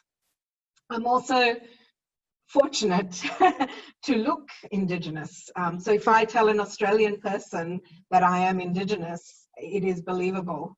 And one of the struggles I guess I had growing up in Australia is that at least once a week, if not every day, someone would ask me where I was from, and then say, no, but where are you really from? And as a teenager in my early 20s, I adopted the line, I'm from here, my people have been here for 60,000 years, I'm a member of the Gadigal people, or they are a nation. And it was really interesting because then I got to walk in their shoes, and in no way is that the full experience. I got a 5-minute experience of what that was like. So for me, it's that unpacking of what does privilege mean? How do I then use that privilege to listen, as Dave said, and connect, and truly connect, and try and empathize and walk in those shoes and ask the question, how can we collaborate? Right? Not assuming that my experiences are exactly the same, or that my experiences mean that I cover this whole topic. It was one of the things Dave and I talked about, you know. One of the reasons when I was asked to do this, I said, I'm not the right person. You know, there's so much worse things happening to Indigenous Australians or Black Americans, but it's having that conversation and recognizing how your experience can actually bring you to the table to have some of those conversations and help pivot and drive some of that progress. Yeah, I think it is about, again, back to speaking up, right? I think we use our privilege to speak up. We've got another question. From Caroline Davis. She says, you have mentioned childhood experiences, and thank you for being open to share these difficult experiences, and have also mentioned third culture kids possibly being more open to ideas around diversity, etc. What do you think schools and teachers can do to drive a better world? Do you think teachers and schools are actually keeping up with these issues and kids' understanding of them? I think, Shahara, maybe you can start with that one. Yes, I do think schools can definitely, and teachers, drive some of that conversation, especially being third culture kids. It's a very unique experience, right? You are surrounded by children who actually look and have similar experiences to you. You're never the only person of color in the room, but also a lot of the schools that our kids go to, the teachers may be from one country or have one perspective and one set of education. So really looking at some of that diversity, also in some of the curriculums. You know, again, the schools they're going to are very much learning history, and a lot of this is through education, right? So similarly as they would learn in whatever country that school comes from, that history is very much a perspective, not a true history. So for example, an Australian school may teach only the white history of the country when there is a larger piece, or a British school may not teach about colonialism, etc. So look, I'm happy to say the school my daughter's going to is actually having this conversation because the alumni wrote to them and said, we've got to do better. We've got to change. And my daughter's in a British school, so that's amazing. So it's curriculum, it's having role models and teachers, and opening up this conversation and really allowing, again, to what Dave said, allowing for that collaboration, having safe space, making room for people to have the conversation is really important. Yeah, definitely. Again, I got introduced to the third culture kids from my son's school, and I just saluted the school's progress on encouraging the communication. They had the food festivals, they had teams that would create different foods, they had people wearing the different clothes, so there was a real participatory honoring. And I remember going to India one day, and they were talking about tolerating people, and I just asked the question, what would it look like instead of just tolerating if we really accepted them? And then what would happen if we honored them?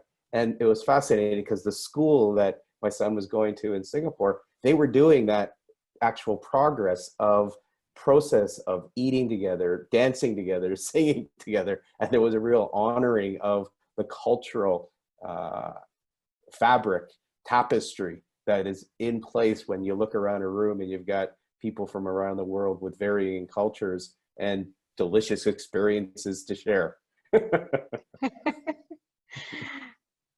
That's wonderful. We've only got a couple of minutes, so we might just close with, I guess, Dave, I'd love to hear, because again, you've been developing and discussing and sharing this for some time now, and I'd love to hear about how, you know, some of these things we've talked about can really drive that resetting and releasing of new perspectives into a new narrative for 2020. And how has all of this really driven your leadership voice? That can sometimes be exhilarating and frightening, but how have you really pivoted and driven some of that progress through this?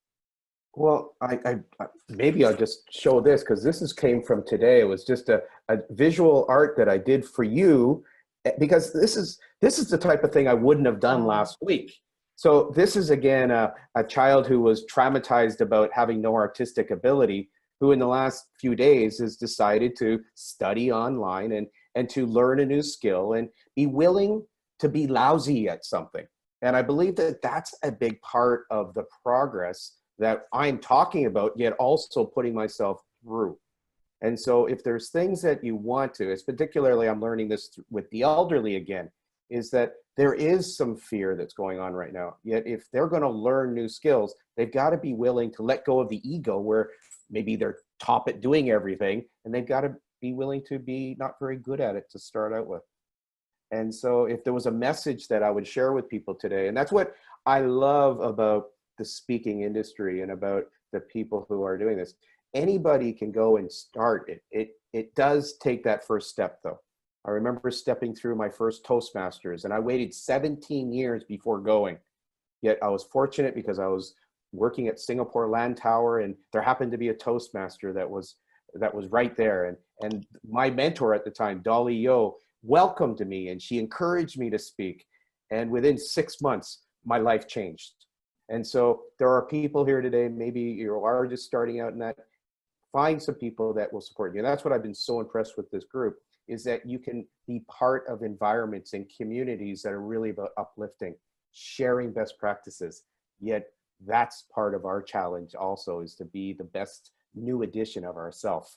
And that's often about letting go of perhaps some narratives that no longer serve us.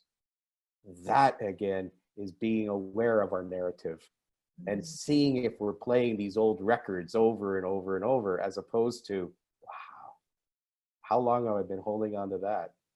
What if I was to let go of that belief? And that's another one that can be really wonderful and revealing.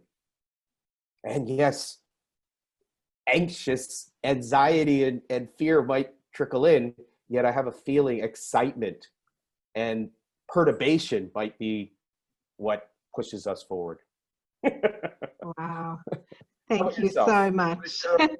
I think we're sadly out of time. Yeah, I'm sorry. Thank you so much.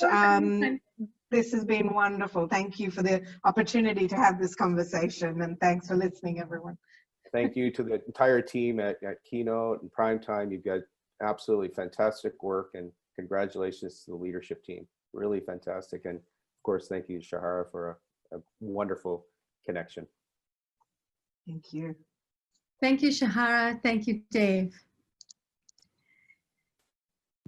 What an amazing conversation. I like that. Giving yourself an opportunity for a new self. I like that. I really like that view. And so thank you very much for joining us today. If you have just joined us, you know where you are. We're on the Keynote Women Speakers Global Summit, Speaking Up for a Better World. My name is Arati Armugam, and I am moderating this afternoon. Just before we move on to our next speaker, I just wanted to cover just a few points, just in case you're new. The speaker video will be pinned on your Zoom app on your device. You will stay on mute. You will be on mute, and your video will be turned off. However, please do participate by asking questions, making comments, debating even, by using the chat box within Zoom. We will get to you during the session. Yes, and also this session is being recorded. As long as you're a registered attendee, you will be sent the recording. We are going for the whole day today. We've got quite the lineup planned for you, and it's really quite an exciting day. So I do hope you will stay with us and join us and listen in on all the conversations and views about speaking up and how we can do this. We are delighted today to have Avni Martin and her company, Martin Consulting and Coaching Solutions, MCCS, as our gold sponsor for their summit. MCCS is a boutique company with a network of coaches, trainers, and consultants to provide coaching programs. And now, ladies and gentlemen, we have Dr. Amy Silva, who's going to be speaking next. And she's going to be talking about how fear divides us. Now, Dr. Amy Silva is a psychologist, speaker, and author on fear and fear management. Her work shows us how fear is the primary cause of poor performance. And at work for us individuals and as collectives.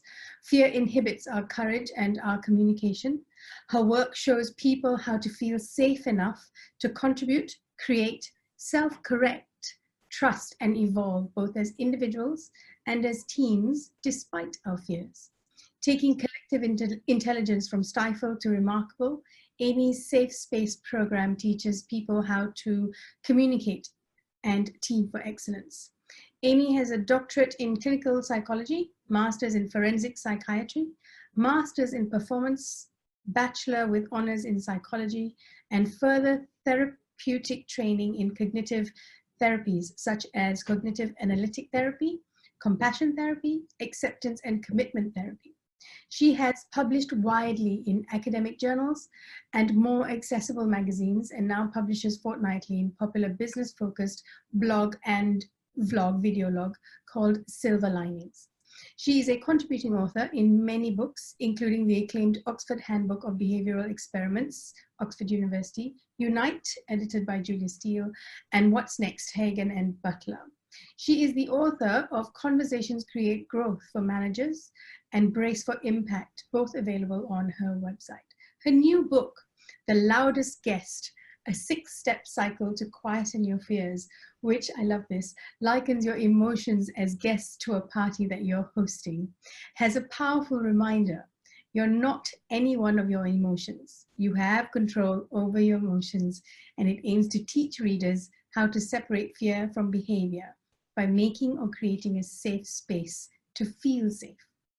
And on that note, please join me in welcoming Dr. Amy Silva to the virtual stage.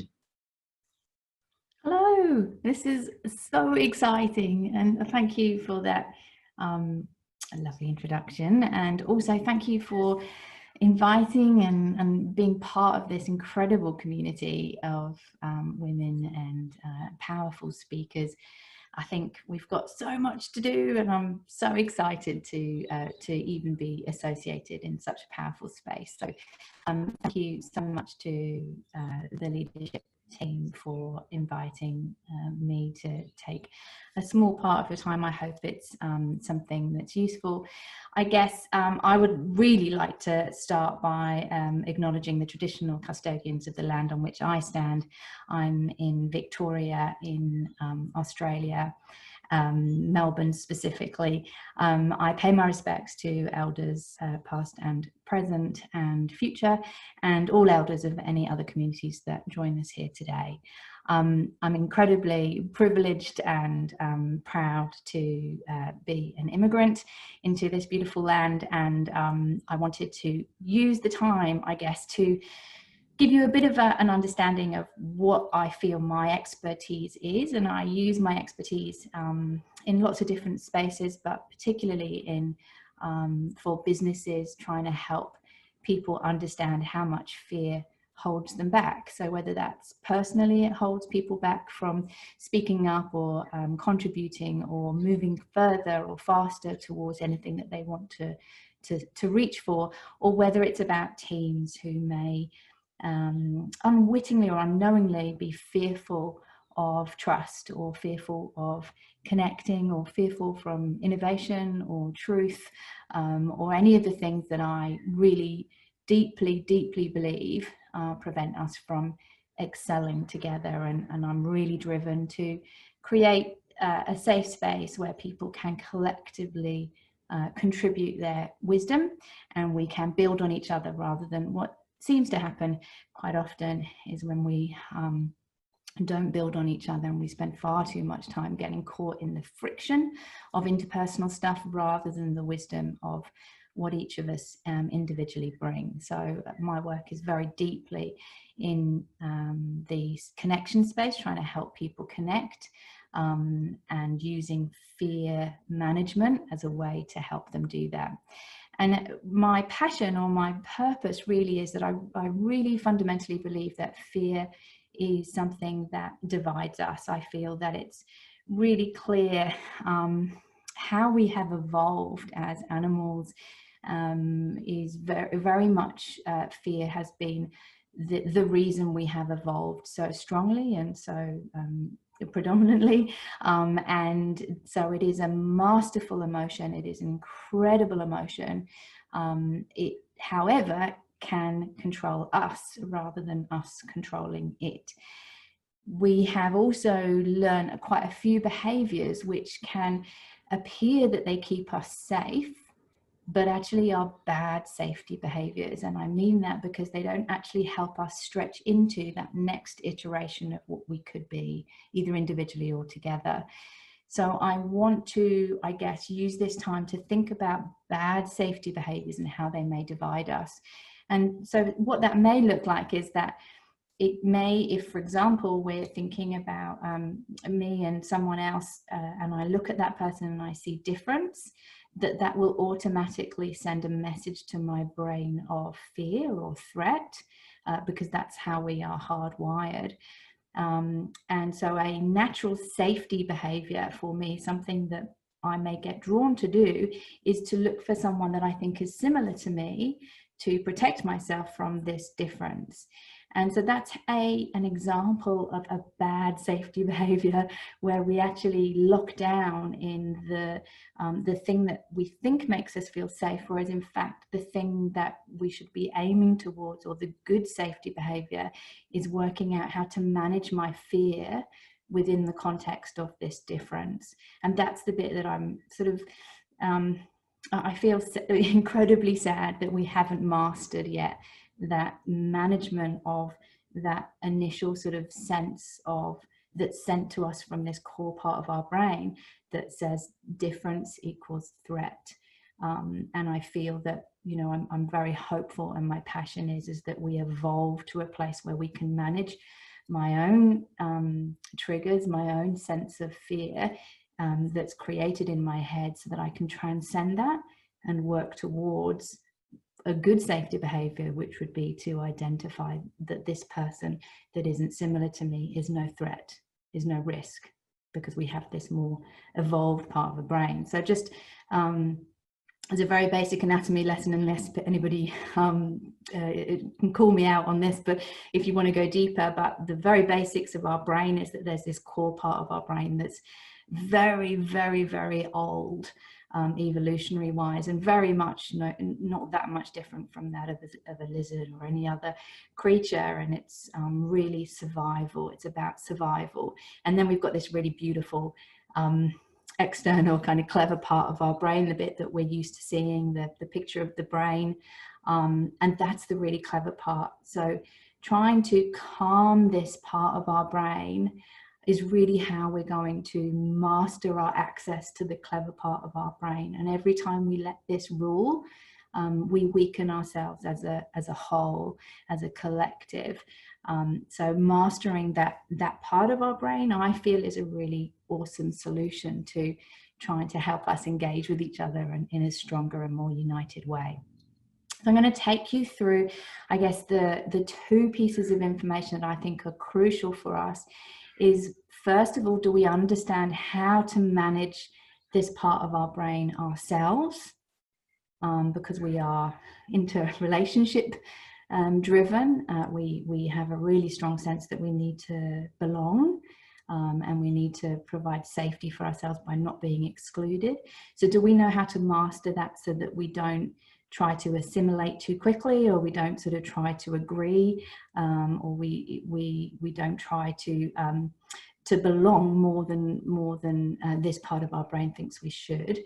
So we need to be able to master ourselves, and then we also need to be able to understand how what I do or who I am may trigger you, and how do I help you feel safe with me. So that those two things that I think are really fundamental to helping us unite is I need to understand how to manage my own fear, and I need to understand how to support you to manage yours. And I need to be okay with that vulnerability that we just heard about, that acknowledgement and that care of each other and each other's stories that's so crucial in this. Today, I just thought I would take you through the model that I understand people need to become skilled at if they're going to manage their own fears. And you may want to, I don't know where you are in your head right now and what your thinking is, but from an individual perspective, you know, if you orientate this towards a goal, and how you may get to a goal quicker or stronger or more comfortably with awareness of these steps, that may help you to locate this in a reality. So I don't know how you're going to make this fit. I just know that if you understand these steps to managing your fear, good things can happen because you can be more courageous. And so the analogy that I use was beautifully discussed earlier, is that there are these very strong emotions and these very strong presence in our mind, and it's almost as if we're hosting this party in our mind, right? And fear is often the loudest guest at this party. And if you were really hosting a party, you would want to be really clear that you were the host, you weren't any of those particular guests. And no matter how loud or how murmuring constantly any of those guests are, your job is to survey the whole party and to keep an eye on all the guests and make sure that they all have representation, not just the loudest guest.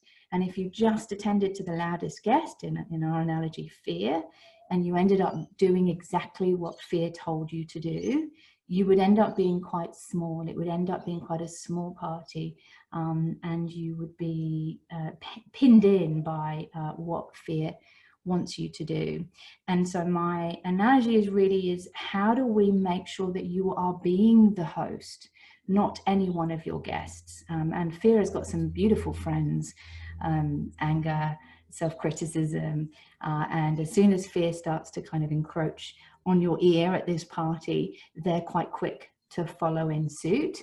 So how do you move to that position of understanding what needs to happen for you to control and for you to get the party that you want, that leads everybody into the right direction, and where you are heading for goals that you have decided, not fear, because fear is quite good at telling you what your goals are, or how small you should be with your goals, or how risk-less you should be with your goals. And so I want you to just think of this analogy and try to work out, well, how are you doing with that? Do you know what fear looks like for you? Do you have a clear understanding of when you are being talked to by fear, how compassionate to yourself you are being? Do you have any control over your fear? When do you have control over your fear? What is your relationship like with fear? Do they tell you what to do, or do they commentate on what you're doing? Do they stop you, or do they limit you? Do they pull you back? Fear has definitely got an awesome place for us. It really does keep us safe and keep us on track, and it keeps us on our morals.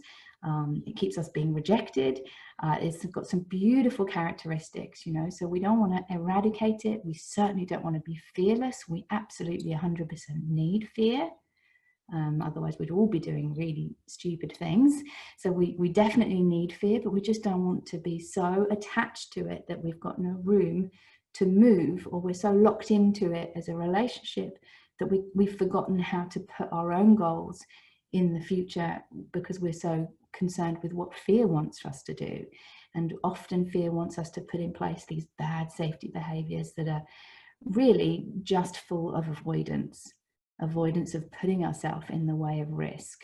But of course, through risk comes growth. So I just want to, maybe I will take this opportunity now to share my screen. I'm going to assume that I can. I haven't actually looked. Let's have a look. No, I can't seem to. Is that a possibility that we could share my screen? Let's have a look. Yes, I can. There we go.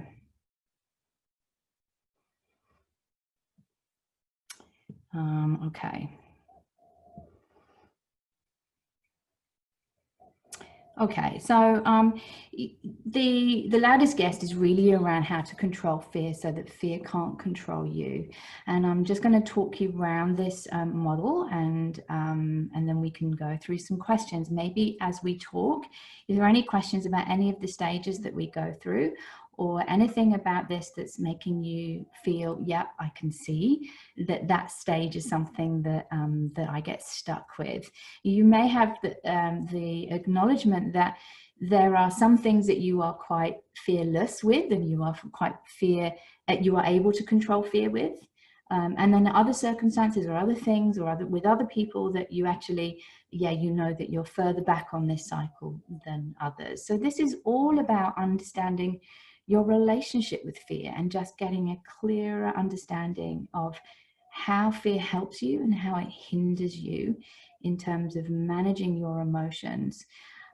Okay, so the very first step is really around recognition and truly being honest with yourself about how fear interferes with your goals, how it sets expectations for you, and maybe even have you got the capacity to turn towards this this concept of fear and label it so that it's a slight sort of acknowledgement that it's often a voice, it's a narrative.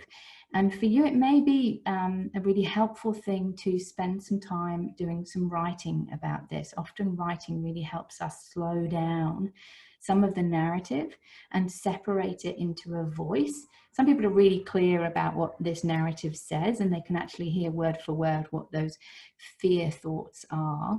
And other people need some time to really sit in it and spend some time with self to tune in. So whether you do this through a mindfulness space where you're really kind of in yourself and you understand this connection with this internal narrative, or whether you actually sit down and write some questions for yourself, such as I did before. You know, do you experiment with your behavior, or does fear tell you, no, you're set, you stay as you are, don't do anything different from who you used to be or from who other people expect you to be? These kind of questions are real openers to have a dialogue with fear and understand what's going on. How much does fear play a part in deciding who you are? There's all sorts of lovely, beautiful, deep questions like, you know, how is your identity created by fear? If you were to look back on, as we were doing before, your childhood, where are the facts that happened in your life? How have they influenced this relationship that you have with fear? Does fear have a personality in your head? Does it remind you of somebody in particular? Is there somebody's words that you're actually really clearly hearing that say, get back in your box, don't say that, don't take that risk, smile here? You know, those sort of messages. Is somebody giving you those? And that's from the past. So separating your past from your now, all beautiful things that help you recognize who is this voice and how in control are they? I'm a real, and I'm so glad he came up in the talk before about compassion, and I'm very much, very conscious that compassion is clearly our solution to so many things, but self-compassion seems to me to be the place that we should be really starting. Is how do I feel okay with who I am, and how do I feel okay with the fact that fear is present for me. So often we bring in a whole layer of shame or guilt for feeling fearful, or a whole host of other negative emotions, self-critical emotions about what we should be doing and what we must do. And this kind of layer of not being compassionate towards fear actually kind of gives fear even more power. So if we can stand in a place where we are understanding of this fear comes from an evolutionary, very high functioning brain that has evolved incredibly. And yet it's like a bad renovation, you know, whether we've had these beautiful bits of our brain stuck on top, but we're still running on this core part that's not quite up to scratch. And, you know, to be able to turn towards that part of our brain and go, wow, you know, thanks fear for coming. Thanks for trying to give me some messages here. I'm really appreciative of it. And what an incredible brain I have that's sensing fear and sensing rejection and sensing danger and risk. How fabulous that I've got that. So being able to recognize this guest and then say, you know what, thanks for coming to the party. I welcome you, you know, rather than the fear having to kind of rugby tackle you to the floor. You're going, hey, come in, I want you, I'm here. And tuning into it from that perspective stops it having to shout so loud, because you understand its function, you understand what it's doing at the party. However, we want to separate you from fear. So there needs to be some sort of level of understanding. Yes, I'm so grateful, fear, that you're here, but you are not me. You are a message. You are something that a warning. And I decide whether I want to heed that warning or not. I decide whether I need to do as you say, or whether I engage a different voice from the party. You know, what would pride say? What would excitement say? What would hope say? And that you are the conductor of all of these guests, and you decide to tune in because you're separate from them. You are not any one of your emotions. You are all of them. You are the spectrum. But we fall into the habit of listening to the loudest guest, and that loudest guest is usually fear. So pulling away, and in a lot of the therapies, acceptance commitment therapy, it's called diffusion, where you are diffusing the connection rather than it being fused. You're providing this space between you and fear so that you can choose whether or not to listen to it. Oh, I've gone too many. Evaluation. So from this place of separation, you can evaluate, well, what do I think of that voice? Is that true? Is it true? And in a cognitive behavioral perspective, that's really around, is it true or not? What's the evidence for this fear? And what's the evidence against this fear? So that you can quite rationally decide, well, you know, have I got cause to believe this thought? So is it true, yes or no? And sometimes, unfortunately, the thought that the fear is saying is true. And in which case, when we get to that point, we need to really ask ourselves, well, is it useful?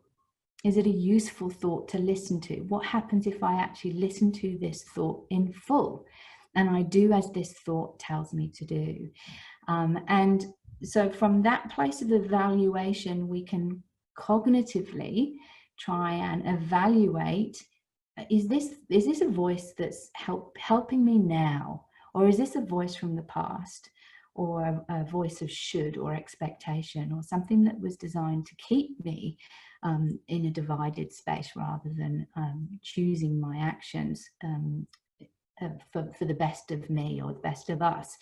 So evaluating it cognitively, and also maybe evaluating it for what it is. It's a thought, it's an electrical current that's in your brain. It's a story that you have attached to a physiological sense that has happened when you are in that situation, and potentially kind of expecting that this is a dialogue that your fear is going to have, but you don't necessarily need to engage in it.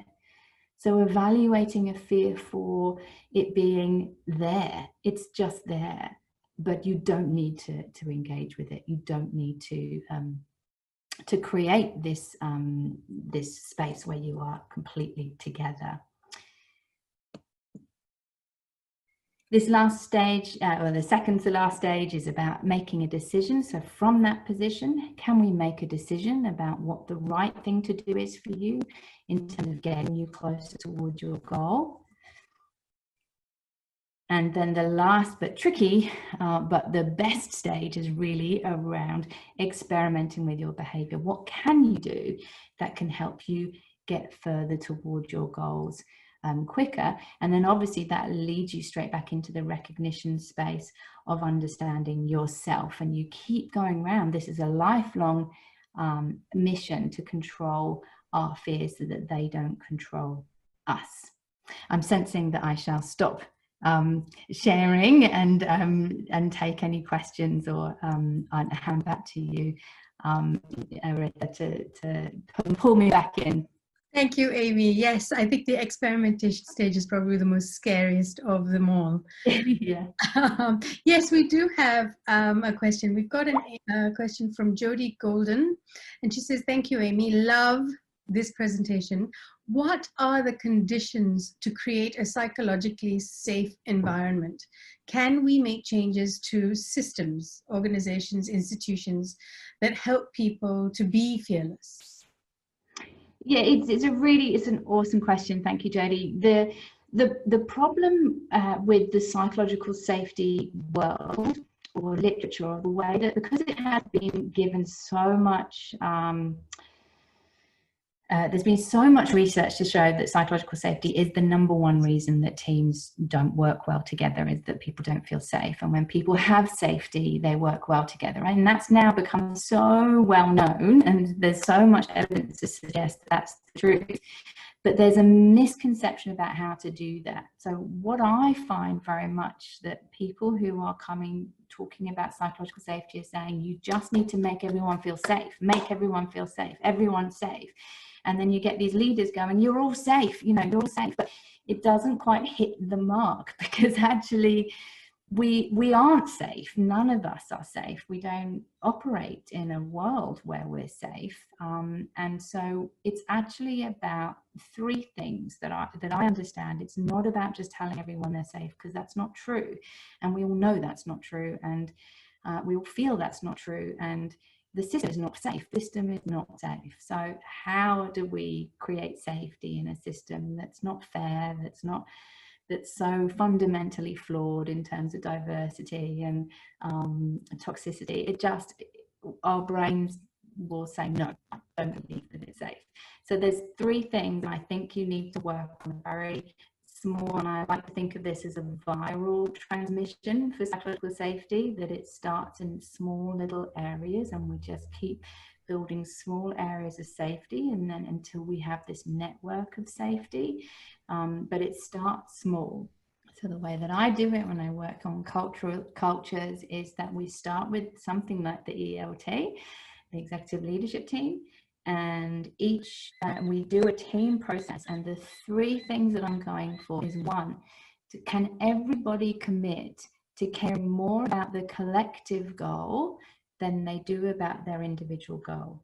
So not the collective goal of the whole organization, but what the collective of, like, us 5, us 7, us 8, whatever. Can we agree that we care more about the collective goal that we all share than any of our individual ones, right? If we can't do that, we're never going to be safe with each other, because there's always going to be somebody driving for self. So do you have a collective goal? And then each person needs to understand what I've just shared with you, that understanding that fear does prevent them from being capable of managing their primary emotions, and that they have to take responsibility for that. So each individual needs to understand how to master their fears. And then the 3rd thing is that I make a commitment to help you manage your fears. And if I understand the way that I may treat you and you and you, then I have capacity, and we have capacity to share responsibility for creating safety between us. But it's so small, and and therefore so relation bound, you know, it's all about creating safety within two people. That's really where it starts, not this huge, we are a safe organization with, you know, unfortunately with, you know, 10 white male people running the company. No, it doesn't work. It doesn't work for our brains. So yeah, having a really clear focus on a small network that you meet up with another networks, and I do 3-year programs with that intention of viral safety, but each team, each person has to take responsibility for self and for others. Okay, we have another question. It's from Kelly Weber, and she says, this sounds a lot like ego. Are fear and ego coming from the same place? Yeah, it is. It's protection of self. Yeah, 100%. It is. This is how we are wired. The slight difference is that ego is so when we one of the ways in which we survive, if you think we are tribal people, we are we have a very strong sense of belonging. We couldn't survive on our own. We are absolutely, we need other people. I mean, if you think about just parent to child, I mean, I'm not sure when a child could actually be self-sufficient and survive, but it's not for a huge amount of years. So we are absolutely hardwired to keep hold of other humans. And so that's not ego sense in the same way that we would kind of think of ego being this part of our brain. It's a real hardwiring of selfishness that attaches. One of the ways to keep safe is to attach to other humans. So it's just very primal. Yeah, it's your protection. It's just an animal. Yeah, it's a protection thing, yeah. And this is the need to belong. The need to belong is a fundamental driver for us. You know, if we are rejected, not good things happen to us. So, and that's right from birth. We are programmed to attach, to belong, to be connected. And we don't just drop that because we're so smart and clever when we're older. Yeah. I have a question.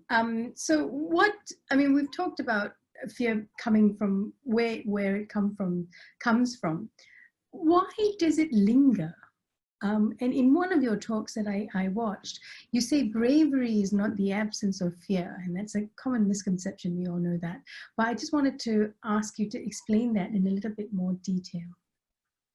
It's really about this experimentation phase. So there is something that there's a loop of learning, right? That happens where we get experience that the thing that we feared doesn't occur, or we start that. So the bad safety behaviors that I started with, the idea of in our context. So if we take it into the dividing context, if my way of keeping safe is to just stick with who I thinks the same as me, I'm likely to attribute the fact that this person hasn't hurt me to the fact that I'm sticking with the people that are like me, rather than meeting that person, crossing through my fear and seeing that that person doesn't hurt me, and therefore I can try again. Yeah. So the actual thing that I'm trying to do and if you would take it into a really different context, like I'm frightened of dogs or I'm frightened of public speaking, well, just, you know, I just avoid them. And that's the best way to stay unthreatened, is just avoid it. But of course, that doesn't actually help me progress with my fear, because I think that the only reason that I've managed to survive is because I avoid dogs.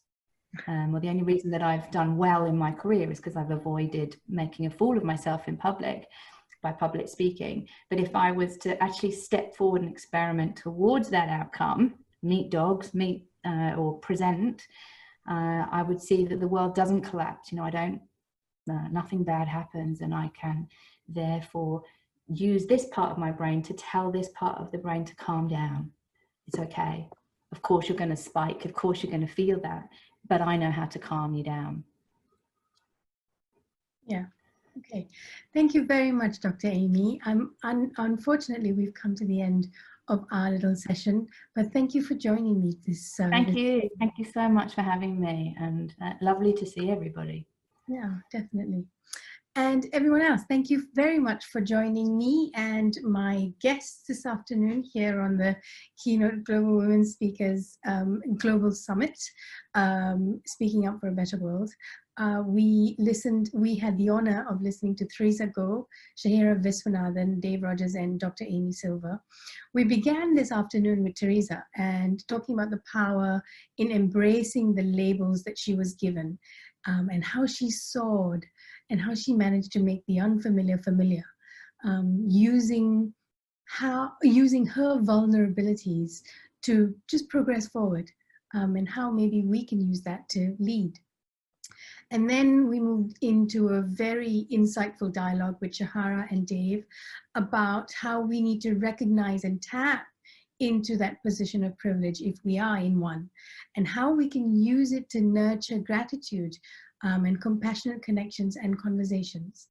And finally, if you just joined us, you would have been privileged to listen to Dr. Amy Silver, where we heard about how while fear is necessary, it shouldn't be allowed to limit our goals and behaviors. And how do we build that culture around us? How do we build that circle of trust around us to express and embrace these truths and the pain that is our reality? I think from my experience, speaking up empowers people, and it allows communities around them to acknowledge the elephant in the room. It opens the door for reinvention, and as Dave Rogers said, sharing of the magic that is that authentic truth. And from there, giving way to the opportunity for true collaboration. And even if it is a long journey still, I think we just need to keep on at it and keep plugging. And that brings us to the end of this session. We're going to now take a 30-minute break. The Zoom session details remain the same for the entire day, so please stay on this. We do have quite a lineup for you today, as I mentioned, and is set to keep going till 11 p.m. Singapore time to ensure listeners around the world get to participate in today's summit. So do stay with us. Coming up in the next session, we'll have the opportunity to engage with Gabriella Christian Hare, Rachel Reese, Emma Cusden, Kathy Johnson, and Dr. Rochelle Haynes. And they'll all be ably moderated by the very articulate Yasmin Qatar and Kamali Goda. I hope you've enjoyed this session this afternoon and have learned a little bit about speaking up about the concepts of bias and prejudice and how we can make people around us a little bit more aware about these truths. And I hope you will now take the gauntlet and show up and take action, however small, towards a shared goal. I'm Aarti Armugam. Good afternoon. Thank you for joining us.